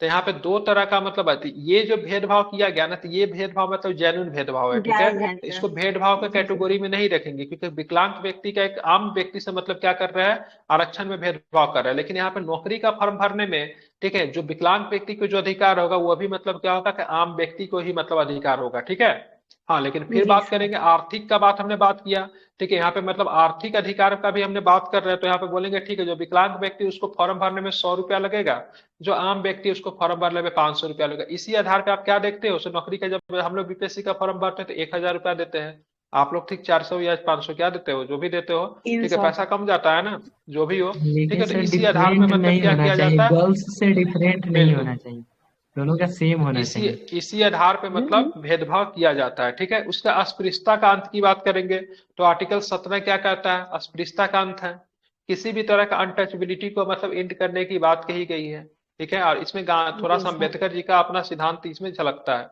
उपाधियों का अंत है, अनुच्छेद 18 में उपाधियों के अंत की बात की, किसी भी प्रकार का उपाधि आप धारण नहीं कर सकते हैं, ठीक है। जैसे जी। आप ये नहीं कह सकते मेरा नाम है क्या राजा विक्रम कुमार, ऐसा कुछ भी नहीं कह सकते, मतलब राजा का, रानी का, महाराजा राजकुमार का, धीराज। ठीक है, महाराजा थे, इस सारा उपाधि को मतलब क्या कर दिया गया, समाप्त किया, केवल सैन्य उपाधि ही मतलब हो सकता है, जैसे कैप्टन जी विक्रम सर। बत्रा, ठीक है। तो ये सैन्य उपाधि है, ये उपाधि मेजर जायज है। या ब्रिगेडियर। फिर बात करेंगे आपका मतलब क्या, जो मतलब आप बात करेंगे, ठीक है, आपका जो पढ़ा लिखा, जो आपने जो उपाधि को हासिल किया, अर्जन किया, वो उपाधि वैलिड होगी। जैसे मान लीजिए किसी ने फिलोसफी में डॉक्टरेट कर रखा है, शैक्षणिक तो क्षेत्र में ना बोलेगा सर? डॉक्टर, हाँ शैक्षणिक क्षेत्र में डॉक्टर अभिषेक कुमार ऐसे बोल सकता है, ठीक है। किसी ने मतलब मेडिकल की पढ़ाई करके डॉक्टर है, तो अपने नाम के आगे डॉक्टर लगा सकता है, ठीक है। संविधान ऐसे उपबंध है जो राजनीतिक समता को सुनिश्चित करते प्रतीत होते हैं। प्रथम की धर्म, जाति, लिंग अथवा वर्ग के आधार पर किसी व्यक्ति को मतदाता सूची में शामिल होने के अयोग्य करार नहीं किया जा सकता। ये राजनीतिक की बात हो रही है, ठीक है। राजनीतिक में मतलब क्या जी क्या हो सर। जाएगा, इस आधार को बना के किसी भी व्यक्ति को वोटर लिस्ट में शामिल होने से आप नहीं रोक सकते हो, ठीक है। ये अनुच्छेद कौन सा कहता था, 325 कहता था। तीन सौ दूसरा, पच्चीस लोकसभा और विधानसभा के लिए व्यस्त मतदान का प्रावधान जो है 326 में, ये आर्टिकल से रख लीजिए। तो लोकसभा, ठीक है, या फिर विधानसभा के लिए व्यस्त मतदान का प्रावधान जो है किसके है, किसमें है, तो 326। 326 में, जिसको क्या बोलते हैं, 326 में। ठीक है। उसके ये आर्टिकल्स किसमें, 326 में है, ठीक है, ध्यान में रखेंगे, जिसमें क्या बोलते हैं, यूनिवर्सल सफरेज, ठीक है, ध्यान में रखेंगे। राज्य के नीति निर्देशक सिद्धांत की बात करेंगे, अनुच्छेद 39 में आप देखते हो, तो महिला तथा पुरुष के जीवन यापन के लिए पर्याप्त साधन और समान काम के लिए समान वेतन का अधिकार सुरक्षित करता है, ठीक है। यहाँ पे महिला और पुरुष के लिए समान काम के लिए समान वेतन की बात कही गई है। डेट मीन्स ये आर्थिक आधार पे भी है, डेट मीन्स अगर कोई काम पुरुष करता है और कोई काम महिला करती है, दोनों का मतलब क्या करेंगे, समान सैलरी देंगे। इस आधार पर महिला की सैलरी जी कम नहीं सर। हो सकती है, तो मतलब महिला है या फिर वो क्या करता है, पुरुष है, ठीक है, ध्यान में रखेंगे। जी सर बिल्कुल। तीसरा बात करेंगे फर्टिलिटी, जिसको बंधुत्व कहते हैं, ये भी फ्रेंच के रेवोल्यूशन से आया, फ्रांस के लिया गया ना, ठीक है। जी बंधुत्व का सर। अर्थ क्या होता है, भाईचारे की भावना का विकास करना। क्या होता है, भाईचारे की भावना का मतलब क्या होता है, विकास होता है। विकास। संविधान की बात करेंगे तो भारत के संविधान में आपको एकल नागरिकता मतलब प्रदान की गई है, ठीक है। ध्यान में रखें, एकल नागरिकता के तंत्र के माध्यम से भाईचारे की भावना को मतलब प्रोत्साहित करता है। मौलिक कर्तव्य की बात करें तो 51 में मौलिक कर्तव्य भी कहता है, हर भारतीय नागरिक का क्या कर्तव्य होगा, तो हर भारतीय नागरिक का कर्तव्य होगा कोई धार्मिक, भाषाई, क्षेत्रीय अथवा वर्ग विविधताओं के ऊपर उठकर सौहार्द और आपसी भाईचारे की भावना को मतलब क्या करेगा, प्रोत्साहित करेगा। मतलब कोई ऐसा काम नहीं करेगा जिससे मतलब क्या होगा, जिससे मतलब दंगा फसाद हो जाए, किसी भी तरह के दो धर्मों के बीच में सौहार्द का मतलब क्या हो, कमी आ जाए। मतलब ऐसा काम करेगा जिससे मतलब दोनों धर्म के बीच में, कोई भी दो धर्म ले लीजिए, जिसमें भाईचारे भाईचारा। की भावना का मतलब क्या होगा, विकास होगा। प्रस्तावना कहती जी है कि सर। बंधुत्व को दो बातों से सुनिश्चित करना होगा, पहला व्यक्ति के सम्मान और दूसरा देश की एकता और अखंडता। सबसे पहले व्यक्ति का सम्मान करेंगे और साथ में देश की एकता और अखंडता। अगर भाईचारे की अगर कमी आएगी तो देश की एकता और अखंडता भी मतलब क्या होगा, खंडित हो जाएगा, ठीक है। अखंडता जी सब सर। कब जोड़ा गया तो पता ही है, ठीक है, 42वें संविधान संशोधन 1976 में, प्रस्तावना में 1926। बिल्कुल ठीक है, 3 शब्द जोड़े गए थे, पंथ निरपेक्ष, अखंडता और समाजवादी शब्द जोड़े गए थे। पता ही है आपको, जी। बताने की आवश्यकता है नहीं। बात करेंगे संविधान सभा के प्रारूप समिति के अध्यक्ष के मुंशी के अनुसार व्यक्ति के गौरव का अर्थ है कि संविधान न केवल वास्तविक रूप में भलाई तथा लोकतांत्रिक रूप में मजबूती सुरक्षित करता है, बल्कि यह भी मानता है कि हर व्यक्ति का व्यक्तित्व पवित्र है। ठीक है, इस पर किसी व्यक्ति के गौरव को ठीक है सुनिश्चित करने वाले मौलिक अधिकार और नीति निर्देशक तत्वों के कुछ प्रावधान बल देते हैं। इसके अलावा आप देखोगे तो मौलिक अधिकारों में 51 में कहा गया है कि भारत के हर नागरिक की जिम्मेदारी होगी कि वो महिलाओं के गौरव और ठोस पहुंचाने वाली किसी भी हरकत का त्याग करे और भारत की संप्रभुता, एकता और अखंडता की रक्षा करे। ठीक है, जैसे मतलब महिलाओं को ठोस पहुंचाने वाली हरकत क्या हो सकती है, जैसे पर्दा प्रथा हो गया। ठीक है, बहुत सारी ऐसी जी चीजें हो सर। जिससे महिलाओं के ऊपर जो पाबंदी सती लगाई जाती है, प्रथा। जैसे कि सती प्रथा हो गया, बहुत सारी प्रथा, तो उन सारे प्रथाओं का मतलब क्या करना, त्याग करना, जिससे महिलाओं में मतलब क्या होगा, महिलाओं के जीवन में गरिमा का विकास होगा। ठीक है, ध्यान में रखेंगे। जी ठीक है, सर। तो इन सारों का मतलब क्या करना है, त्याग करना है, क्योंकि मौलिक कर्तव्य में भी क्या कहा गया है, भारत के हर नागरिक की जिम्मेदारी होगी कि महिलाओं के गौरव को ठोस पहुंचाने वाला किसी भी हरकत का त्याग करे जो भारत की संप्रभुता, एकता और अखंडता की मतलब क्या करता है, मतलब सारे हरकतों का मतलब क्या करना है, परित्याग कर देना है। ठीक है, ताकि महिलाओं की गरिमा में क्या हो सके, विकास हो सके। ठीक है, देश की एकता और अखंडता पद में राष्ट्रीय अखंडता के दोनों मनोवैज्ञानिक और ठीक है सीमाई आयाम मतलब शामिल है। संविधान के अनुच्छेद 1 में भारत का वर्णन राज्यों के संघ के रूप में होता, बताने की जरूरत नहीं है, ताकि ये बात स्पष्ट हो जाए कि राज्यों को संघ से अलग होने की कोई भी अधिकार नहीं है। इसलिए बोला जाता है, भारतीय संघ की बात करेंगे तो भारतीय संघ जो अविनाशी राज्यों का संघ है, क्या है, अविनाशी राज्यों का अविनाशी संघ है। राज्यों मतलब का भारत संघ। का कोई भी राज्य जो होगा कभी भी भारतीय संघ से मतलब क्या हो सकता है, बाहर नहीं हो सकता है। ठीक है, ध्यान में रखेंगे। इसमें भारतीय संघ की बदली न जा सकने वाली ठीक है प्रकृति का परिलक्षण होता है। इसका उद्देश्य राष्ट्रीय अखंडता के लिए बाधक सांप्रदायिक, क्षेत्रवाद, जातिवाद, भाषावाद इत्यादि जैसी बाधाओं पे मतलब क्या करना, पार पाना है। अब इसमें राष्ट्रीय अखंडता के लिए ठीक है, राष्ट्रीय एकता के लिए कुछ चीज बहुत बड़ा बाधक, जैसे सांप्रदायिकता। सांप्रदायिकता क्या होता है, जैसे अभी आपने देखा जैसे केरल में बम विस्फोट हुआ, तो क्या वो भी एक सांप्रदायिकता का ही मतलब रीजन है। हालांकि इसमें धार्मिक चीजें हैं, लेकिन दूसरा टाइप के सांप्रदायिकता को केरल वाला में देखने को मिला है। ठीक है, क्षेत्रवाद। अब यहाँ पे क्षेत्रवाद अच्छा भी हो सकता है, क्षेत्रवाद बुरा भी हो सकता है। बुरा जैसे भी हम हो बोलते सकता हैं, क्षेत्रवाद में हम लोग क्या बोल सकते हैं, बिहारी, जैसे बोलो मराठी मानुस।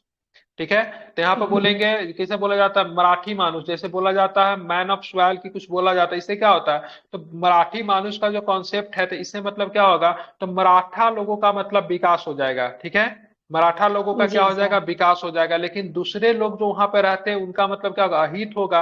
तो इससे मतलब क्या होगा, दो तरह की चीजें निकल कर आएगी क्षेत्रवाद से, मतलब उस क्षेत्र में रहने वाले लोगों का मतलब क्या होगा, बहुत अधिक विकास हो जाएगा। अच्छा, साथ में आप देखोगे तो वहां पे थोड़ा अखंडता के ऊपर भी चोट आ गया, क्योंकि वहां से बिहार के लोगों के, यूपी के लोगों के, तमिल क्षेत्र के लोगों का मतलब भगा दिया जाएगा। तो देश के लिए नुकसान भी है, क्षेत्रवाद से लोगों का विकास भी होता है, दोनों होता है। ठीक है, ध्यान में रखेंगे। जी जैसे कि सर। हम अगर ये चीज कहते हैं बिहार के फॉर्म में केवल बिहार के बच्चे ही भर सकते हैं, तो बिहार के बच्चा के लिए तो बहुत अच्छा है, बिहार के लिए काफी खुश हो जाएंगे। लेकिन क्या होगा, बिहार से मतलब एक मतलब दूसरा प्रदेश जो अपने आप को टूटा हुआ महसूस करेगा। ठीक है, तो इसलिए क्षेत्रवाद अच्छा भी है, बुरा भी है। ठीक है, जातिवाद की बात करेंगे तो जातिवाद जानते ही है, बहुत अधिक देश के लिए मतलब काफी खतरनाक है। भाषावाद भी जी बहुत सर। अधिक मतलब रीजन बन के आता है, जैसे किसे देखेंगे भाषावाद, जैसे बोला जाता है बंगाली भाषा को बढ़ावा बंगाल देगा, तमिल भाषाओं के लिए तमिल होगा, तो इससे मतलब अच्छा तो नहीं कह सकते, लेकिन पूरी तरह से नुकसान ही है। देश में अगर एक भाषा होगा तो इससे क्या होगा, राष्ट्रीयता की भावना बहुत अधिक मतलब क्या आगे बढ़ेगी। जैसे कि आप जाएंगे विदेश में जाते हैं, ठीक है, सपोज समझिए विदेश में जाते हैं, तो सभी जगह लोग जो है सब जगह, फ्रांस आप गए तो सारे के सारे लोग फ्रेंच बोल रहे हैं। ठीक है, लेकिन उसी में कोई आदमी अगर हिंदी बोल जाए तो कितना अच्छा लगता है, अरे ये तो अपना आदमी निकल गया। ठीक है, तो उससे मतलब क्या, उससे आपकी एकता और बंधुता का मतलब उस व्यक्ति से आपका क्या हो जाएगा, विकास होगा। ठीक है, और आप उससे काफी अधिक मतलब क्या करेंगे, जुड़ा हुआ मतलब महसूस करेंगे। ठीक है, तो आप देखेंगे जी भाषावाद जो सर। है ना, सो देश के मतलब बधाव के लिए बहुत बड़ा मतलब अखंडता के लिए मतलब एक जो है सो दिक्कत की बात है। ठीक है, बाधाओं पे मतलब इसको हमको पार पाना पड़ेगा। ठीक है, ध्यान में रखेंगे। जी ये सर। सारे चीज जो था प्रस्तावना को लेकर, हम लोगों ने प्रस्तावना का जो भी अर्थ था उस सारे अर्थ को हमने समझा, जैसे बंधुत्व क्या होता है, ठीक है, समता क्या होता है, न्याय क्या होता है, ठीक है, स्वतंत्रता क्या होता है, लोकतांत्रिक व्यवस्था, लोकतंत्र क्या होता है। लोकतंत्र में मैंने 2 तरह का लोकतंत्र बताया आपको, प्रत्यक्ष अप्रत्यक्ष बताया, गणतंत्र भी 2 तरह का बताया, राजशाही गणतंत्र बताया, ठीक है, एक लोकतांत्रिक गणतंत्र आपको बताया। उसके बाद हम लोगों ने क्या पढ़ा, हम लोगों ने आज पढ़ा धर्मनिरपेक्ष पढ़ा। धर्मनिरपेक्ष के बाद संविधान प्रस्तावना के महत्व को, तत्व को हम लोग समझे, जैसे संविधान के अधिकार का स्रोत क्या होना चाहिए। उसके बाद समाजवादी क्या होता है, संप्रभुता क्या होता है, इन सारे चीजों का हम लोगों ने क्या किया, आज हम लोगों ने इन सारे चीजों को समझा।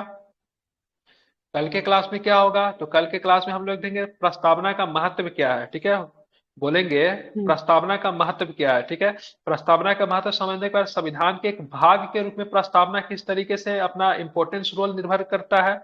ठीक है, उसके बाद देखेंगे प्रस्तावना में संशोधन की संभावना है क्या। ठीक है, क्या प्रस्तावना में संशोधन किया जा सकता है क्या, इन सारे चीजों को हम लोग क्या करेंगे, समझेंगे। ठीक है, अभी 2-4 क्वेश्चन आप लोग से मैं क्या करता हूँ, पूछ लेता हूँ, और उसके बाद ये हमारा चैप्टर भी क्या होगा, समाप्त हो जाएगा। कल हम इस चैप्टर को समाप्त करेंगे। ठीक है, तो सबसे पहला प्रश्न क्या है, तो सबसे पहले प्रश्न नेहरू जी के द्वारा संविधान सभा में, ठीक है, उद्देश्य प्रस्ताव को कब लाया गया, तो क्या बताएंगे, 13 दिसंबर 1946। बिल्कुल ठीक है। इसको स्वीकार कब कर दिया गया, तो 22 जनवरी 1947 को इसको स्वीकार कर दिया। 22 ठीक है, यही जनवरी उद्देश्य प्रस्ताव आगे चल के क्या बन जाएगा, तो प्रस्तावना बन जाएगा। ठीक है, यही उद्देश्य प्रस्ताव आगे चल के क्या बन जाएगा, तो यही उद्देश्य प्रस्ताव आगे प्रियम्बल चल के बन मतलब जाएगा। प्रस्तावना बन जाएगा। ठीक है, भारतीय स्वतंत्रता अधिनियम 1947 को पारित होने तक भारत ब्रिटिश शासक पर निर्भर था, जिसको हम लोग क्या उपनिवेश बोलते हैं। ठीक है, तो क्या उस समय हम संप्रभु थे, नहीं थे। ठीक है, हम लोग बात करेंगे 15 अगस्त 1947 को से, ठीक है, 26 जनवरी 1950 तक भारत राजनीतिक स्थिति में ब्रिटिश राष्ट्रमंडल की सत्ता जैसी थी। ठीक है, तो भला ही हम स्वतंत्र हो गए थे, लेकिन हम एक तरह से डोमिनियन स्टेट के तौर पे काम कर रहे थे। ठीक है, भारत कब से कब तक डोमिनियन स्टेट के तौर पे काम करेगा, तो ध्यान में रखेंगे 15 अगस्त 1947 से लेकर 26 जनवरी 1950 तक भारत की राजनीतिक स्थिति ब्रिटिश राष्ट्रमंडल सत्ता जैसी थी। मतलब अभी तक हम लोग संप्रभु जो थे नहीं हुए थे। ठीक है, लेकिन 26 जनवरी 1950 को खुद को संपूर्ण प्रभुत्व संपन्न गणराज्य घोषित करके भारत इससे मुक्त हो गया। हालांकि पाकिस्तान 1956 तक ब्रिटिश का डोमिनियन रहा। ठीक है, तो हम लोग भी आजाद तो हम लोग 1947 में हो गए, लेकिन पूरी तरीके से आजाद नहीं हुए, क्योंकि हम लोग अपने आप को संप्रभु नहीं कह सकते थे। हम लोग संप्रभु कब होते हैं, जब हमारा देश का संविधान लागू होता, हमारे देश के राष्ट्रपति चुने जाते, जो कि 26 जनवरी 1950 का दिन था। ठीक है, तो ध्यान में रखिए, कभी अगर पूछ देगा तो क्या हम लोग पूरी तरीके से स्वतंत्र हो गए थे 15 अगस्त 1947 को, तब पूरी तरीके से नहीं हुए थे। हम लोग ब्रिटिश राष्ट्रमंडल के सदस्य के तौर पे काम कर रहे थे। मतलब हम क्या थे, हम एक डोमिनियन स्टेट के तौर पे काम कर रहे हैं। हम लोग को पूर्ण स्वतंत्रता की बात करेंगे तो हम पूरी तरह संप्रभु कब हुए, जिसमें पूरी तरीके से संप्रभु हम बात करें 26 जनवरी 1950 को हो गए। ठीक है, ध्यान में रखेंगे। भारत संयुक्त राष्ट्र का सदस्य कब बना था, 1945 में बना। ठीक है, ध्यान में रखेंगे। 1945। एक प्रश्न यहाँ से पूछता है, ठीक है, भारतीय संविधान सभा के कुछ सदस्यों के मन में व्याप्त शंकाओं को दूर करते हुए 1949 में पंडित नेहरू ने कहा था, हमने काफी पहले पूर्ण स्वराज प्राप्त करने की प्रतिज्ञा ली थी, हमने इसे प्राप्त भी किया। क्या कोई राष्ट्र दूसरे देश के साथ गठबंधन में अपनी स्वतंत्रता खो सकता है? गठबंधन का सामान्य मतलब वादे से है, संप्रभु राष्ट्रकुल से स्वतंत्र जुड़ाव इस तरह के वचनों के तहत नहीं हो सकता है। इसकी मजबूती इसे व्याप्त, ठीक है, लोचशीलता की एक स्वतंत्रता में निहित है। इसीलिए सर्वविदित है कि कोई भी राष्ट्र, ठीक है, अपनी इच्छा अनुसार राष्ट्रमंडल छोड़ सकता है। उन्होंने आगे कहा कि यह स्वतंत्र इच्छा शक्ति वाला किए जाने वाला समझौता है, जिसे इसी रूप से मतलब छोड़ा जा सकता है। तो राष्ट्रमंडल का सदस्य होना भारत के संप्रभु के ऊपर, ठीक है, खतरा नहीं है, क्योंकि भारत क्या अपने शर्तों पर राष्ट्रमंडल का सदस्य बना है। ठीक है, ध्यान में रखेंगे, there are no any conditions. ठीक है, ध्यान में रखेंगे। चलिए, यही सारी चीजें थी, इसको आपको ध्यान में रखेंगे। हाँ, इंदिरा गांधी ने कहा था, हमने हमेशा से यह कहा कि समाजवाद ही हमारा सबसे बड़ा ब्रांड है, हम अपनी जरूरत के अनुसार जिन क्षेत्रों में आवश्यकता होगी उनका राष्ट्रीयकरण करेंगे। ठीक है, इनमें राष्ट्रवाद की ही समाजवाद हमारा प्रकार नहीं है, सिर्फ राष्ट्रवादी समाजवाद का हमारा प्रकार नहीं है। ठीक है, ध्यान में रखेंगे। ये बात करेंगे तो जीपी पंत, ठीक है, गोविंद बल्लभ पंत, कृषि एवं तकनीक विश्वविद्यालय बनाम उत्तर प्रदेश 2000, ठीक है, 2000 में केस आया था। नकारा बनाम भारत संघ केस 1983 में आया था। ठीक है, ध्यान में रखेंगे। प्रस्तावना क्या कहता है, तो प्रस्तावना कहता है कि कांग्रेस के उद्देश्यों को भारत के संविधान की प्रस्तावना राज्य नीति निर्देशक तत्वों में उल्लेखित उद्देश्यों की प्राप्ति के लिए आयोजन समाज में समाजवादी प्रारूप की स्थापना को ध्यान में रखकर की जानी चाहिए, जहां उत्पादन के मुख्य साधन सामाजिक स्वामित्व या नियंत्रण में हो। उत्पादन में क्रमिक रूप से तेजी लाई जाती है। और राष्ट्रीय संपत्ति का मतलब क्या होता है, समान मतलब क्या होता है, वितरण होता है। ठीक है, ये प्रस्तावना में सामाजिक क्या बोलते हैं, समाजवादी उद्देश्यों को मतलब क्या करता है, दर्शाता है। ठीक है, ध्यान में रखेंगे। जी। राज्य को अगर धर्म के आधार पर अगर बांटेंगे ना, तो राज्य का धर्म के प्रति व्यवहार के आधार 3 तरह के राज्यों को अपनाया गया। सबसे पहला का नास्तिक राज्य। नास्तिक राज्य में क्या होता है? धर्म विरोधी राज्य, सभी धर्मों का विरोध करता है। नास्तिक राज्य क्या करेगा? सभी धर्मों का विरोध करेगा। दूसरा जो होता है सैद्धांतिक राज्य। इस सैद्धांतिक राज्य कौन होगा? ऐसा राज्य जिसका अपना विशेष धर्म होता है, जैसे बांग्लादेश, बर्मा, श्रीलंका, पाकिस्तान। श्रीलंका की बात करेंगे तो कौन सा धर्म? बौद्ध धर्म है। पाकिस्तान का इस्लाम हो गया, बांग्लादेश का इस्लाम हो गया, बर्मा का क्या होगा? बर्मा का बौद्ध हो गया। एक होता है धर्मनिरपेक्ष राज्य। धर्मनिरपेक्ष राज्य कैसा होता है? ऐसा राज्य धर्म के मामले में तटस्थ रहता है, जो इस तरह का कोई विशेष धर्म नहीं होता। उदाहरण का अमेरिका का कोई धर्म नहीं है, भारत का कोई धर्म नहीं है, ठीक है, ध्यान में रखेंगे। तो 3 तरह के धार्मिक राज्य होते हैं। एक नास्तिक राज्य होता है जिसका कोई सारे धर्मों का विरोध करता है, ठीक है। सैद्धांतिक राज्य होता है जो कि अपना विशेष धर्म का होता है उस राज्य का। एक होता है धर्मनिरपेक्ष राज्य होता है जो कि मतलब धर्म के मामलों में तटस्थ रहता है, सभी धर्मों का समान अधिकार देता है, ठीक है। जनमत नास्तिक बताने राज्य बहुत अभी तरीका कोई नहीं है सर ना? नास्तिक राज्य है 1-2 राज्य नास्तिक राज्य, नाम याद नहीं आ रहा है, लेकिन नास्तिक राज्य में भी है, ठीक है। चलिए, तो यही सारे प्रश्न था। कल हम लोग क्या देखेंगे? लक्ष्मीकांत से हम लोग देखेंगे, क्या देखेंगे, कहां तक हो गया याद रखिएगा, ठीक है। प्रस्तावना का महत्व कल पढ़ना है। संविधान के एक भाग के रूप में प्रस्तावना का क्या इंपोर्टेंस है, इसको जानना है कल हमको, ठीक है। प्रस्तावना में संविधान के संशोधन की संभावना, इसको हम लोग के कल की क्लास में जानना है, ठीक है।